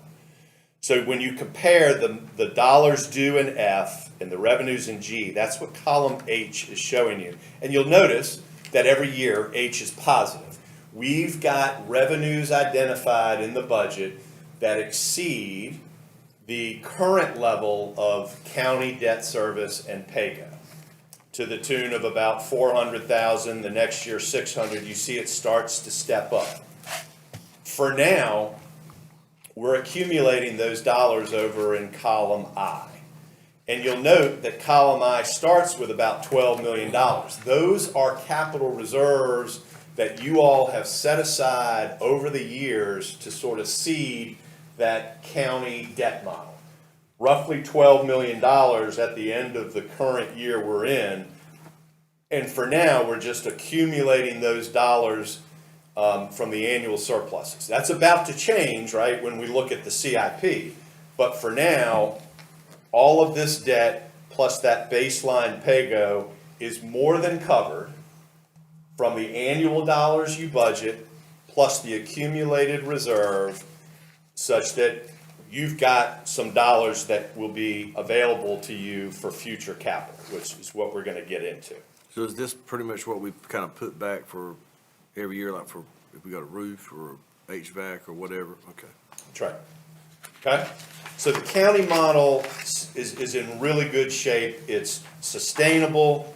It's got some accumulated reserves and expected to continue to spin off some additional dollars prior to the CIP. Did want to mention on 15, and it is in the appendix if you want to read it, it dates back to 2017. It's the school funding agreement. This is kind of the highlights of it. One of the important takeaways is that we're making an assumption that the first $2.5 million of restricted sales tax is going to pay-as-you-go funding for school projects. That was the level in FY26, and I believe that's the level that's included in the FY27 budget. So off the top, there's $2.5 million from restricted sales tax that goes towards school capital, and then any additional sales tax, any lottery monies are dedicated to school debt service. Okay, and we're going to show you that school model on page 16. It's fairly straightforward. This page, on page 16, column B as in boy, that is the debt service that is tied to school obligations, already committed. Nothing new here, just existing school obligations. Column C is a blank right now. We're not running any school projects through here. Column D is that $2.5 million a year of PAYGO, sort of call it off the top, right? So we've got existing debt plus the $2.5 million per year of PAYGO. That's what column E represents. And there's really only two ongoing funding sources in the school model. It's restricted sales tax on F, lottery money on G. We are projecting those out. We're not growing the lottery, but we are growing the restricted sales tax at 1% a year. And so when you compare the payments under E and the revenues under H, you're going to see that you've got surpluses every year in I. So like the county model, the school model has dedicated funding, sales tax and lottery, that is equal to or greater than the existing school debt service and that $2.5 million of PAYGO. And in that model, very top right of J, there's about $6.5 million accumulated, right? So like the school model, like the county model, in the school model, we've accumulated some prior year surpluses of about $6.5 million. And right now, we're assuming those annual surpluses get banked over there at the capital reserve. And again, what we're about to go into is talking about potential future projects and how we can afford those. How long has the lottery dedicated to debt service? How long has that been capped at 1.2? I don't know that we've. This is the second year. I guess this is the third. It was at 1.4, but that's just based on collections. So 2 years ago, we were able to draw down 1.4. But now we're down to 1.2? Down to 1.2. So you keep saying county model, school model, and I understand just you keep them separate, but the county's responsible for all. You are responsible models. for all of it. Just make sure We everybody separate understands it that, because restricted sales tax and lottery can only be used for schools. So we want to avoid the pitfall of inadvertently using those dollars for a non-school project. I'm just saying that for everybody. Understand. Okay. But in this model, what you're showing is Article 4042 sales tax. Correct. That's column F. Right, but that's also what's paying for the 2.5. Correct. And the lottery, because our chair had a good question, and forgive me because I'm not sure if I really know. At one point in time, around 2008, somewhere when we had that housing crisis in the United States, the General Assembly froze lottery funding to counties.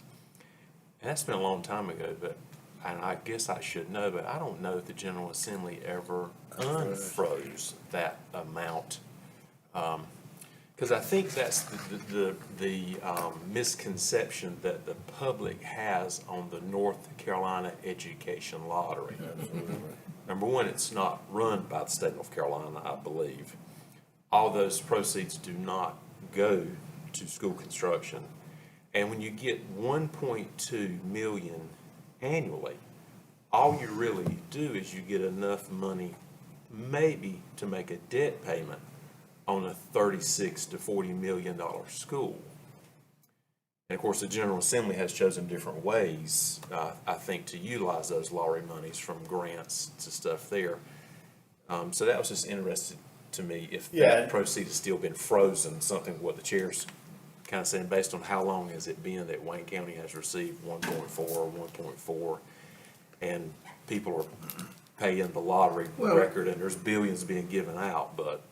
Another misconception that's put out there in the public, that it's the North Carolina Educational Lottery and those dollars go toward education. Well, actually, I think the breakdown I've heard is 30% of it may go toward 16 to 20%. 16 to 20%.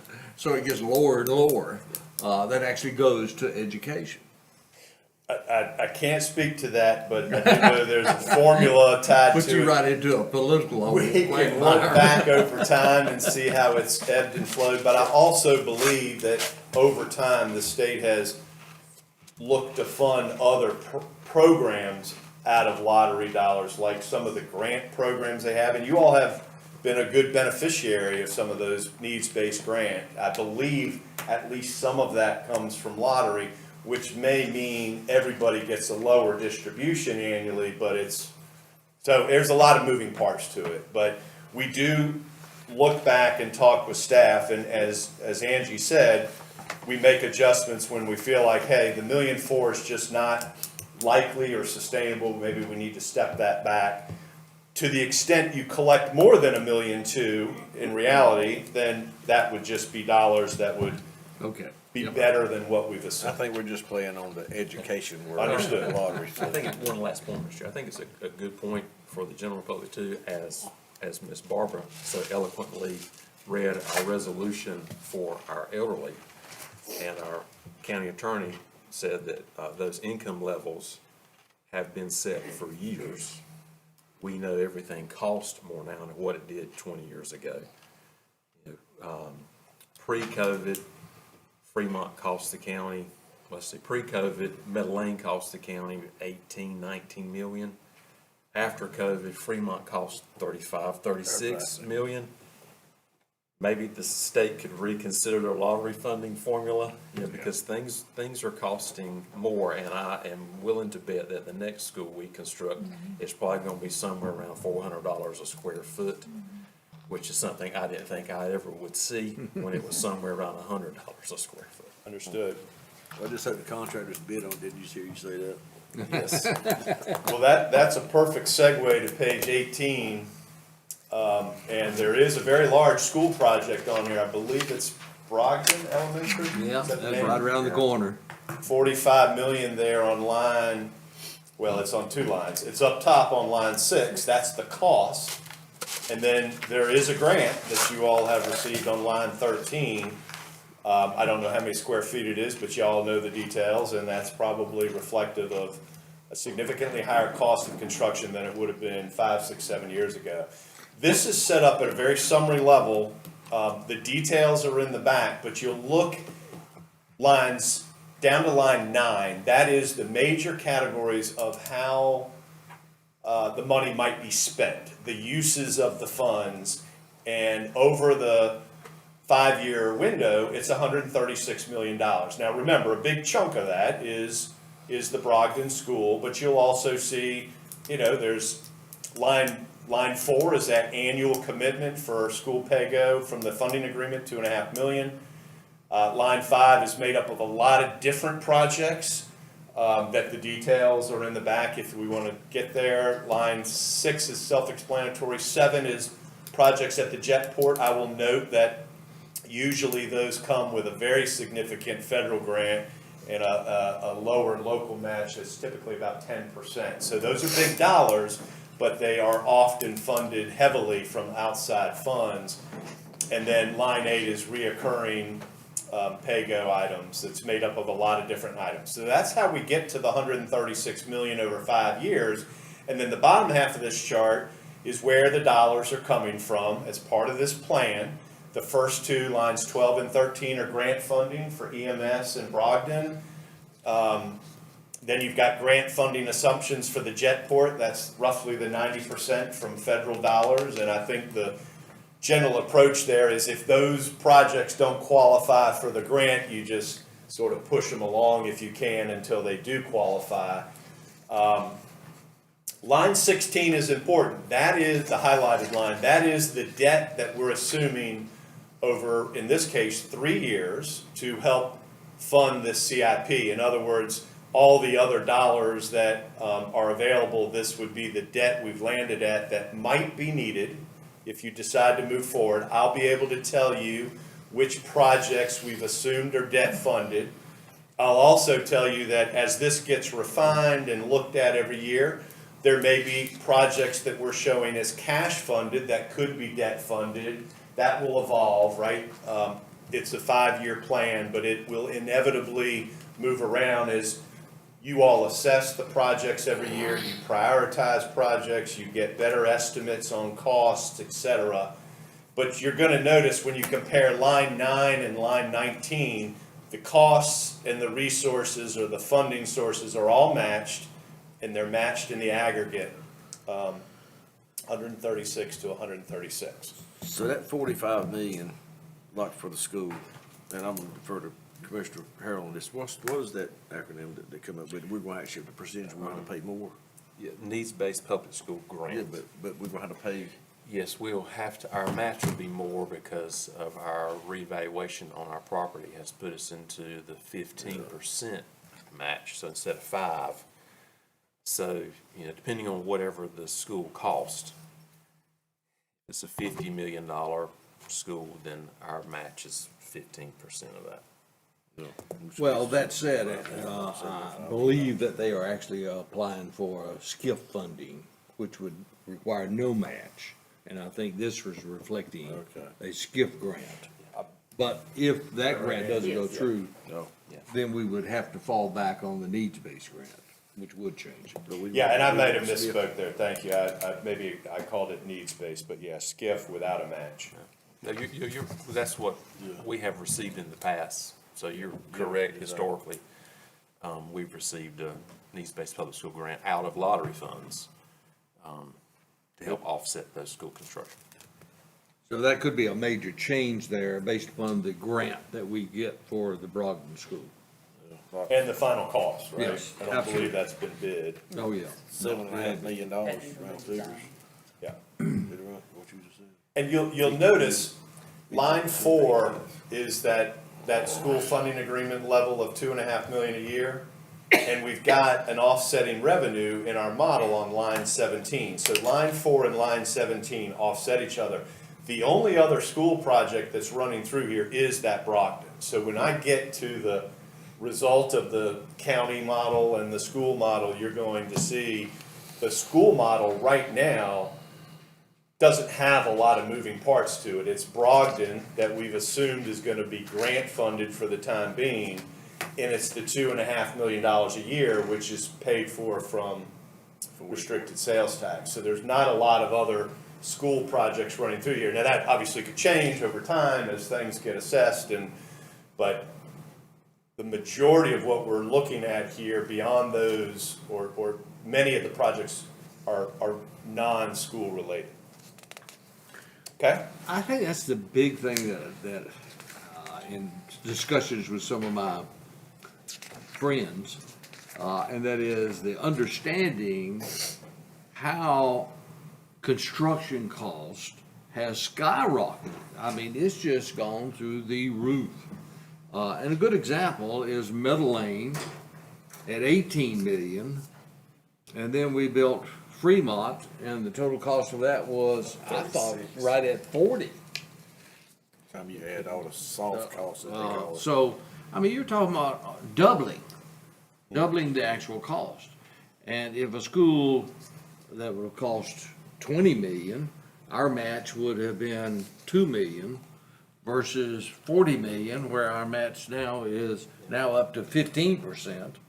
So things change dramatically in regards to the requirements of local government. For sure. Well, a lot of that stuff is the influx of federal money during COVID, and, I mean, it drove everything out the roof. It Nobody did. had to bid on anything. I mean, the prices just, it's crazy. Okay, I'll get off my soapbox. Okay, so page 19, this is just, go back, what was that?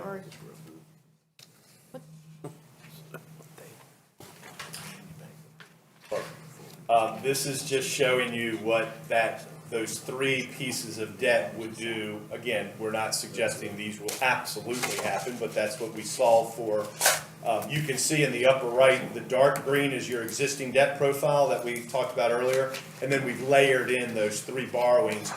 It's not a large amount of debt in the grand scheme of things. Remember, you got 140 million outstanding, you're paying down $10 million a year, and we're potentially issuing 30 million between fiscal 28, 29, and 30. So I don't mean to minimize it, but it's relative to your current debt profile, it doesn't have a big impact. And we're modeling that debt in a very consistent manner with prior years, 5% interest rate, 20-year term. If you were borrowing today, you're gonna be below 5%, maybe you're gonna be 4.25%, so we got a little bit of cushion in there. But remember, these borrowings may not occur for another 2, 3, 4 years. So we wanted to be consistently conservative in our debt assumptions. Go to page 20. If we were to issue that debt, you can see your debt ratios are all intact. No issue there. The capacity is there if you decide these are things that you want to finance with debt. And you can see in the upper left, you never go below the red bar. Upper right and bottom, you never go above the red bar. And that's my takeaway, is the capacity is there. Now, the question is, how do we pay for it, right? Where's the dollars coming, where are the dollars coming from for the repayment? And page 21 summarizes that. One more slide. Perfect. What is happening? There we go. This is the county model. No school running through here. Column B as in boy is the money going out the door, and that is your existing county debt, the new school debt we're assuming, and any pay-go from county reserves. So you can see that goes from like 11.7 up to almost 20 million, down to 16, and so on. This is, again, existing debt, potential new debt, and pay-go, money that's got to be made available. The revenues available on an annual basis that we covered earlier is that 10.7 million plus or minus. Remember, the county model also had $12 million accumulated. We're using that. And what you're going to see is, based on this model in column D, is we've got shortfalls, right? We've gone from having some surpluses to having some shortfalls. The revenues we've identified in C are not adequate to fully fund this CIP.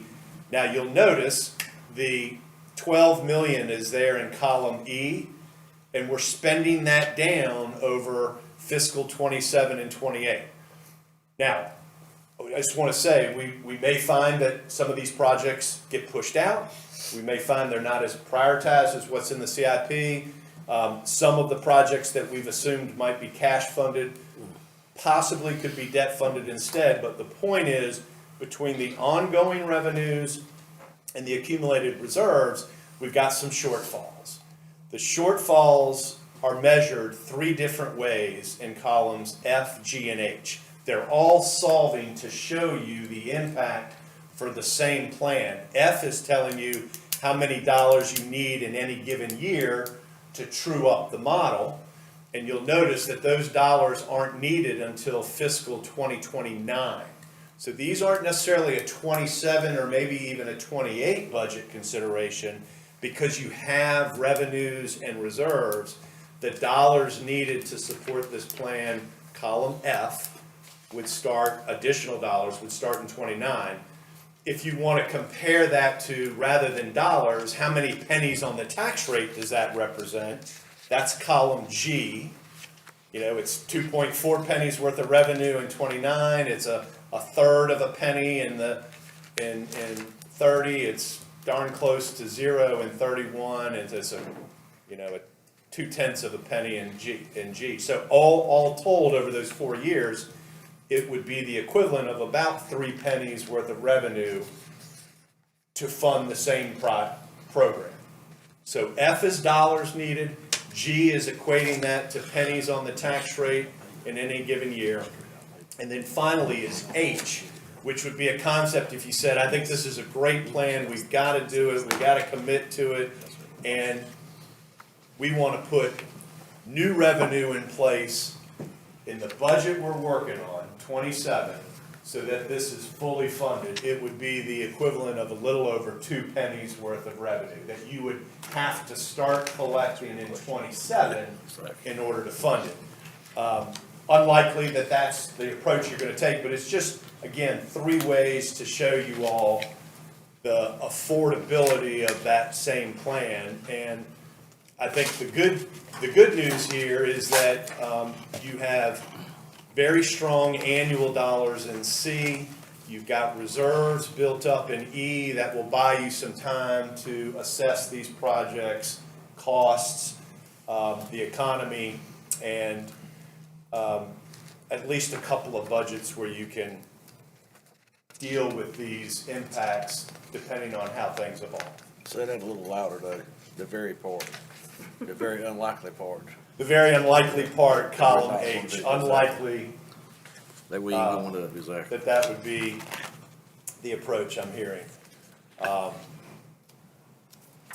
questions on that? So pages, you don't need to flip there, but page 22 will support column F. Page 23 will support column G. Page 24 will support column H. It's just the detail. I do want to show you, this is the last slide, page 25, which is the school model, and there's nothing needed there, because again, we've got the assumption that Brogdon is fully grant funded at $45 million, so there's no, under the current plan, there's no local dollars, and the $2.5 million per year that's tied to the funding agreement is already included in our model. So for now, with the projects we've got, the school model here on page 25 looks almost identical to what it did earlier, because there's no additional projects currently running through it. So, and I'm sure that will change, right, as conversations evolve with school folks and what the needs are, et cetera, I would expect over time, at some point, will be other projects to consider. So that's really it. Happy to answer questions. I don't know if there's anything else, Andy. Great job, thank you. I should say. Okay, any questions? As always, a good job. I do have to say thank you to Davenport, because we go back and forth with them so much as things evolve, and they are more than happy to change things for us all the way up to the last minute, so. Well, there's a lot of moving parts to it.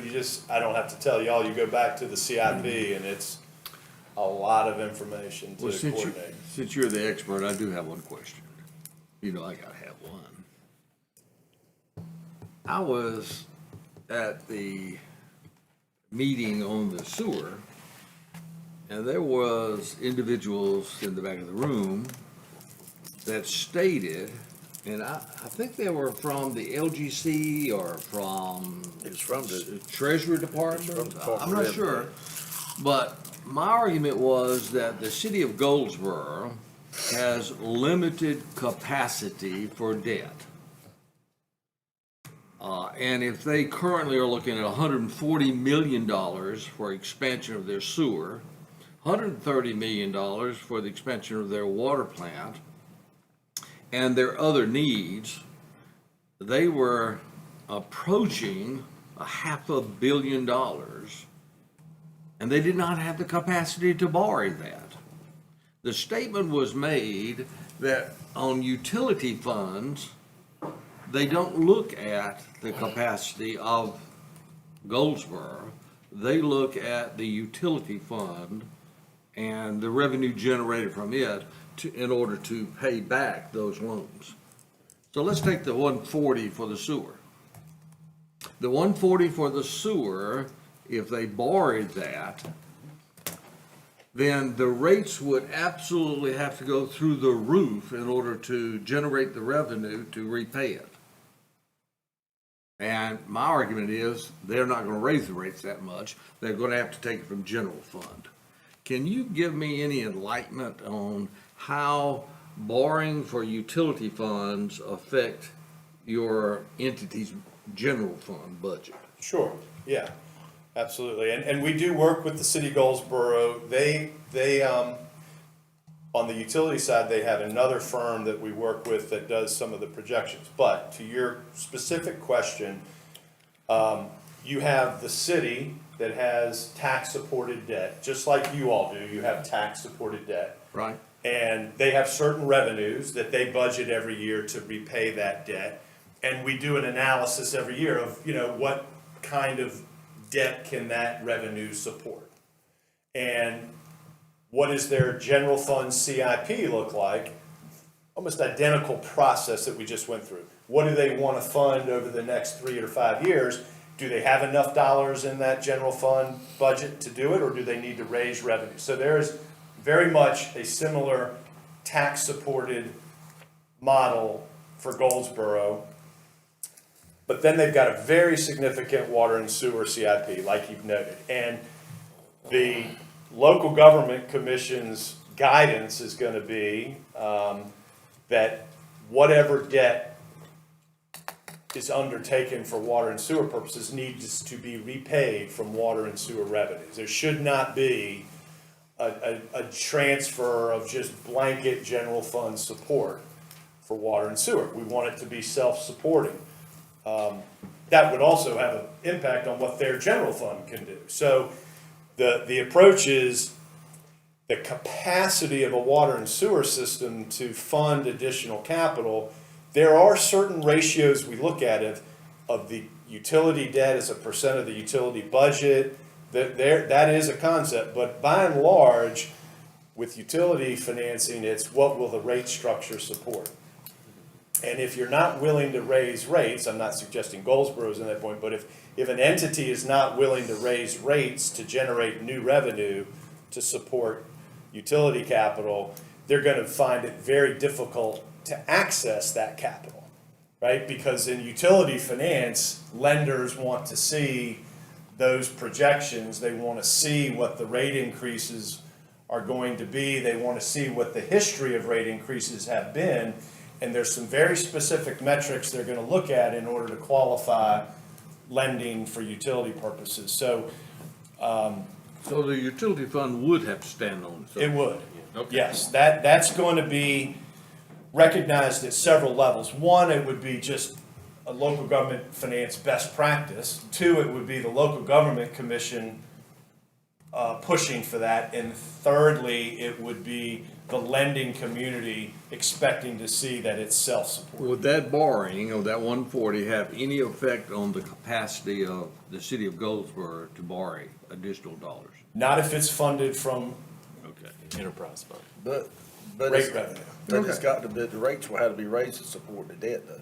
Correct. And to be able to access the money to be able to assume the To debt. fund the project. Okay. That's right. So they got to go up on the rates substantially to support the actual Right, and that's, I mean, look, we deal with a lot of local governments, large and small, and utility, water sewer infrastructure borrowings are front and center, costs are extremely high, and in many places, we're seeing double-digit revenue growth requirements every year, multiple years.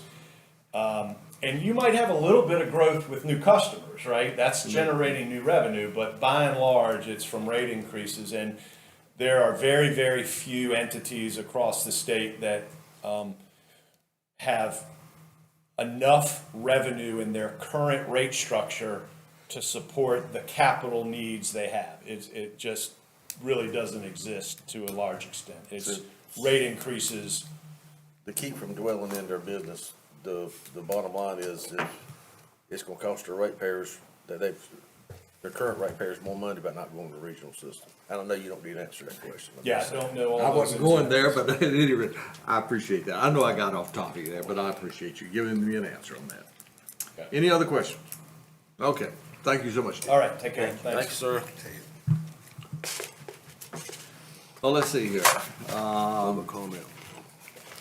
Our next item, is public comments. Do we have anyone sign up for public comments? Yes, sir, we have Roy T. Flores. Oh, Mr. Flores.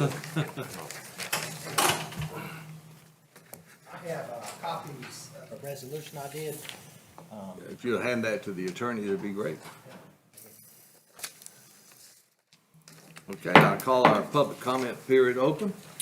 I'm Roy Flores. I live at 121 Acreview Drive, which is about a mile north of Wayne Christian School. I did a resolution on the abolition of property taxes, and I'm going to try to present this at the North Carolina Republican Party State Convention in June. And starts out, whereas the right to own and maintain one's home is a fundamental component of individual liberty, financial security, and the American dream, and whereas property taxes on primary residence effectively require citizens to pay perpetual rent to the government on property they already own, and whereas the process of property evaluation is inherently subjective and inconsistent, resulting in similarly situated homes being assessed at different values depending on location, pathology, and market fluctuation. And whereas the concept of fair market value is often distorted by external pressures, including significant population migration from higher income regions such as the northeastern United States into North Carolina. And whereas many incoming residents have sold smaller, higher priced homes and purchased North Carolina properties at premium prices, often with cash offers above asking price, thereby artificially inflating surrounding property values and tax assessments for longtime residents. And whereas recent state mandated revaluations across North Carolina have resulted in substantial increases in assessed home values, leading directly to higher property tax burdens for many citizens. And whereas these increases have disproportionately impacted senior citizens on fixed incomes, working families, and longtime residents who may be asset rich but cash poor. And whereas property taxes place an unequal burden on homeowners as a primary funding mechanism for government rather than distributing this burden more broadly across all who benefit from public services.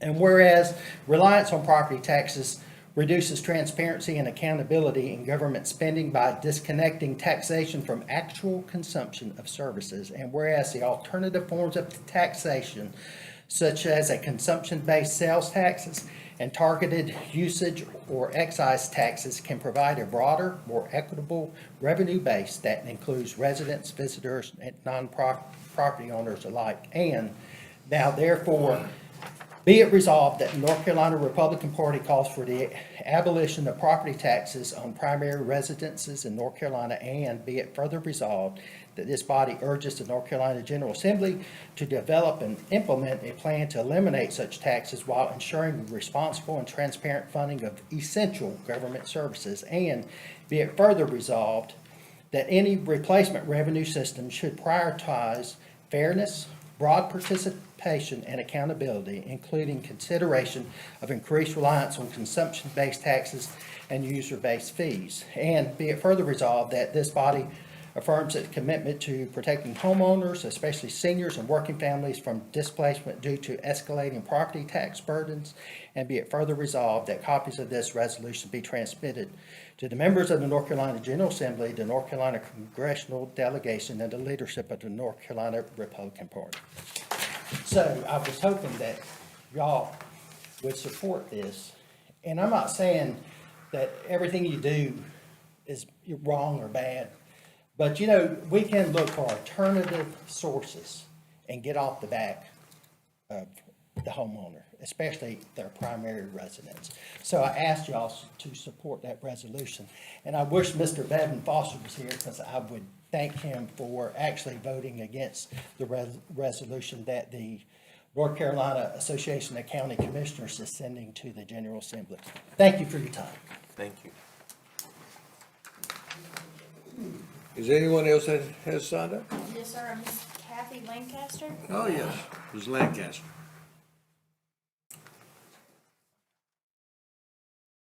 I'm Kathy Lancaster. I live at Lammermoor Drive, 8 miles north.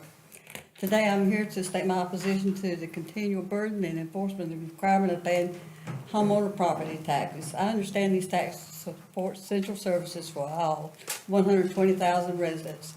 However, only 53,000 households are owned by the occupants.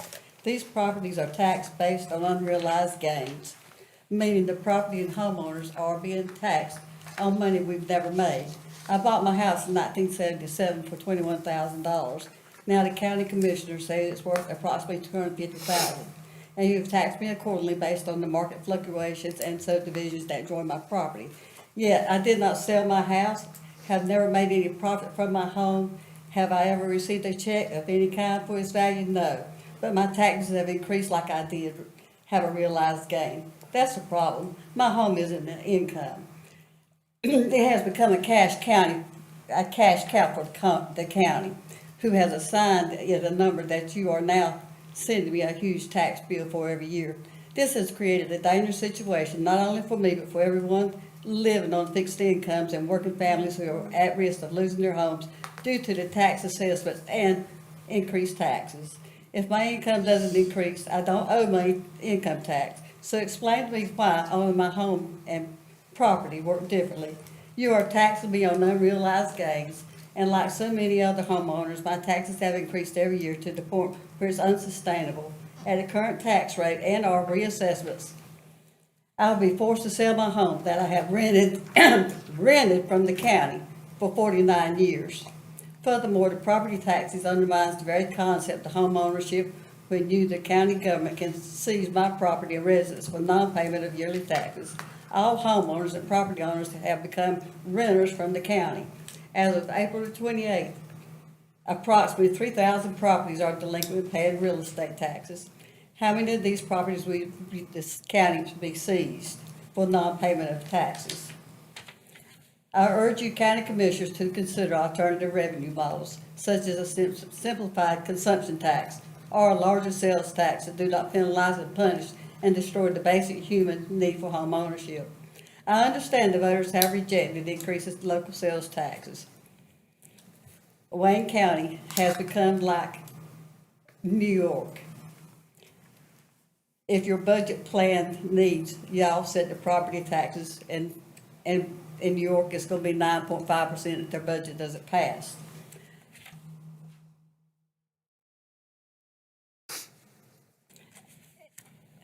In the fiscal year 2021, property taxes increased 4.4%, from 66 cents to 70%, and on and on and on.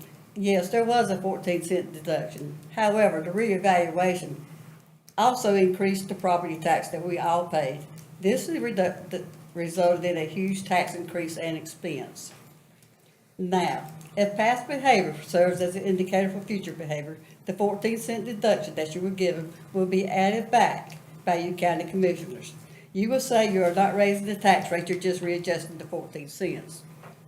With that being said, only one commissioner voted to cap property taxes, and he's not here today, and I thank him. In closing, you, the county commissioners, have accomplished the following. Wayne County consists of 355,000 acres. We are losing 55 acres of farmland every day, and I see it and y'all see it from development. It is predicted by 2040, there will be no farmland left in Wayne County. Currently, due in part to our county commissioners, North Carolina is ranked #1 in the nation for the loss of our most valuable resource, farmland and home ownership. Thank you. Is there anyone else that has signed up? No, sir. Okay, close the public comment period.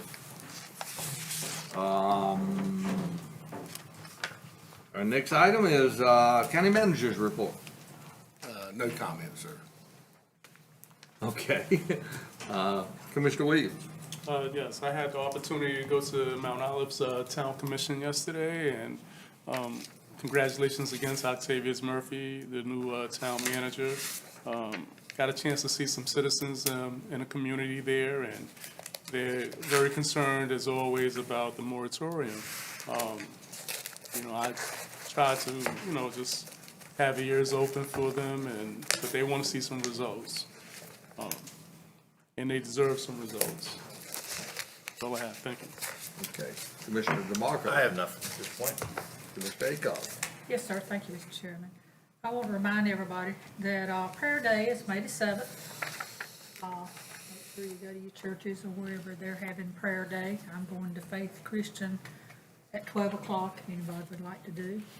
Also, I will be attending the Gala of Greatness for Nurses Wednesday night at 6:30 at Lane Tree. So I'm looking forward to that. And congratulations on the new ABC board that we done the ribbon cutting yesterday, which is a big facility and everything. It was very, very nice. And that's all I have. Eric. Yes, sir. Thank you, Mr. Chair. Just a few comments or reports. The Wages Board did not meet in April. Our next meeting will be in May, so maybe I have something to share with you about wages. Want to say again, thank you to our nurses. My stepdaughter is a nurse at UNC Rex, and she works hard every day, and we're proud of her. County Clerk Week, Ms. Carroll, thank you so much for everything you have done for this board. I have only had the privilege to work for you for about 2 years, or with you for about 2 years, but I've loved it and just having you here. I missed you while you're not here, and yes, Kayla has done a wonderful job. And Kayla, we thank you for what you do too. I can't quite speak for everybody, but I know all 7 of us sometimes is hard maybe to put up with, or at least get us on the same page when it's time to schedule a meeting or just to get a picture taken. So we appreciate everything that you're doing. Also, let's don't forget that Mother's Day is coming up. Yes. So I'm still blessed to have my mom, and I know we all are biased to our mothers or grandmothers or those in our life that may not necessarily be blood kin, but sometimes being blood related doesn't necessarily mean that you're not family. So take that opportunity and time to tell those ladies in your life that you love them and you're glad to have them, and celebrate that Mother's Day coming up this weekend. So, Mr. Chair, that's all I have. Mr. Vice Chair. Along with several of us from the county attended Jack Best's funeral, and the same preacher preached his as the same one that preached Mr. Troy Pates. I hope he's around when I pass away. Tell him to do mine, because I've talked to several people there, and it's like it was one of a kind, and it was Jack 101. He's gonna be missed. I talked to Blaine at the funeral, and Blaine said he spent the night with him couple nights before he passed, and, he said he woke up, he said, get a pen and a piece of paper. He said, all right, Jack, he's ready. He said, call Chris. He said, Jack, it's 3 o'clock in the morning. He said, he grinned, he said, call him and hang up on him then. So, I'm gonna miss Jack, so that's all I got. Okay, no comment. And I think we need to go back into closed session. Yes, sir. To discuss matters relating to the location of industries within the county, to protect the confidential, competitive healthcare information under North Carolina General Statute 131E-97.3, and to consult with your attorney to preserve attorney-client privilege. Okay, do I have a motion to go into closed session? So moved, Mr. Chair. All right, we've got a motion to go into closed session. Please vote.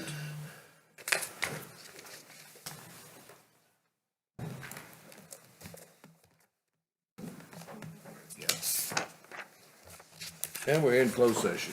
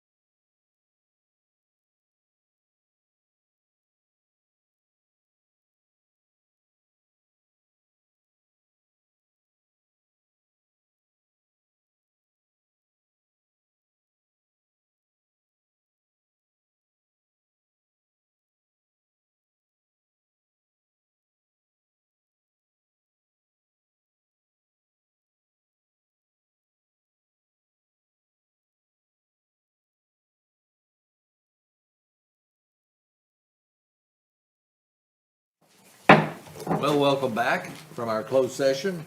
I'm now recessing our meeting until 3:30 this afternoon. Thank you.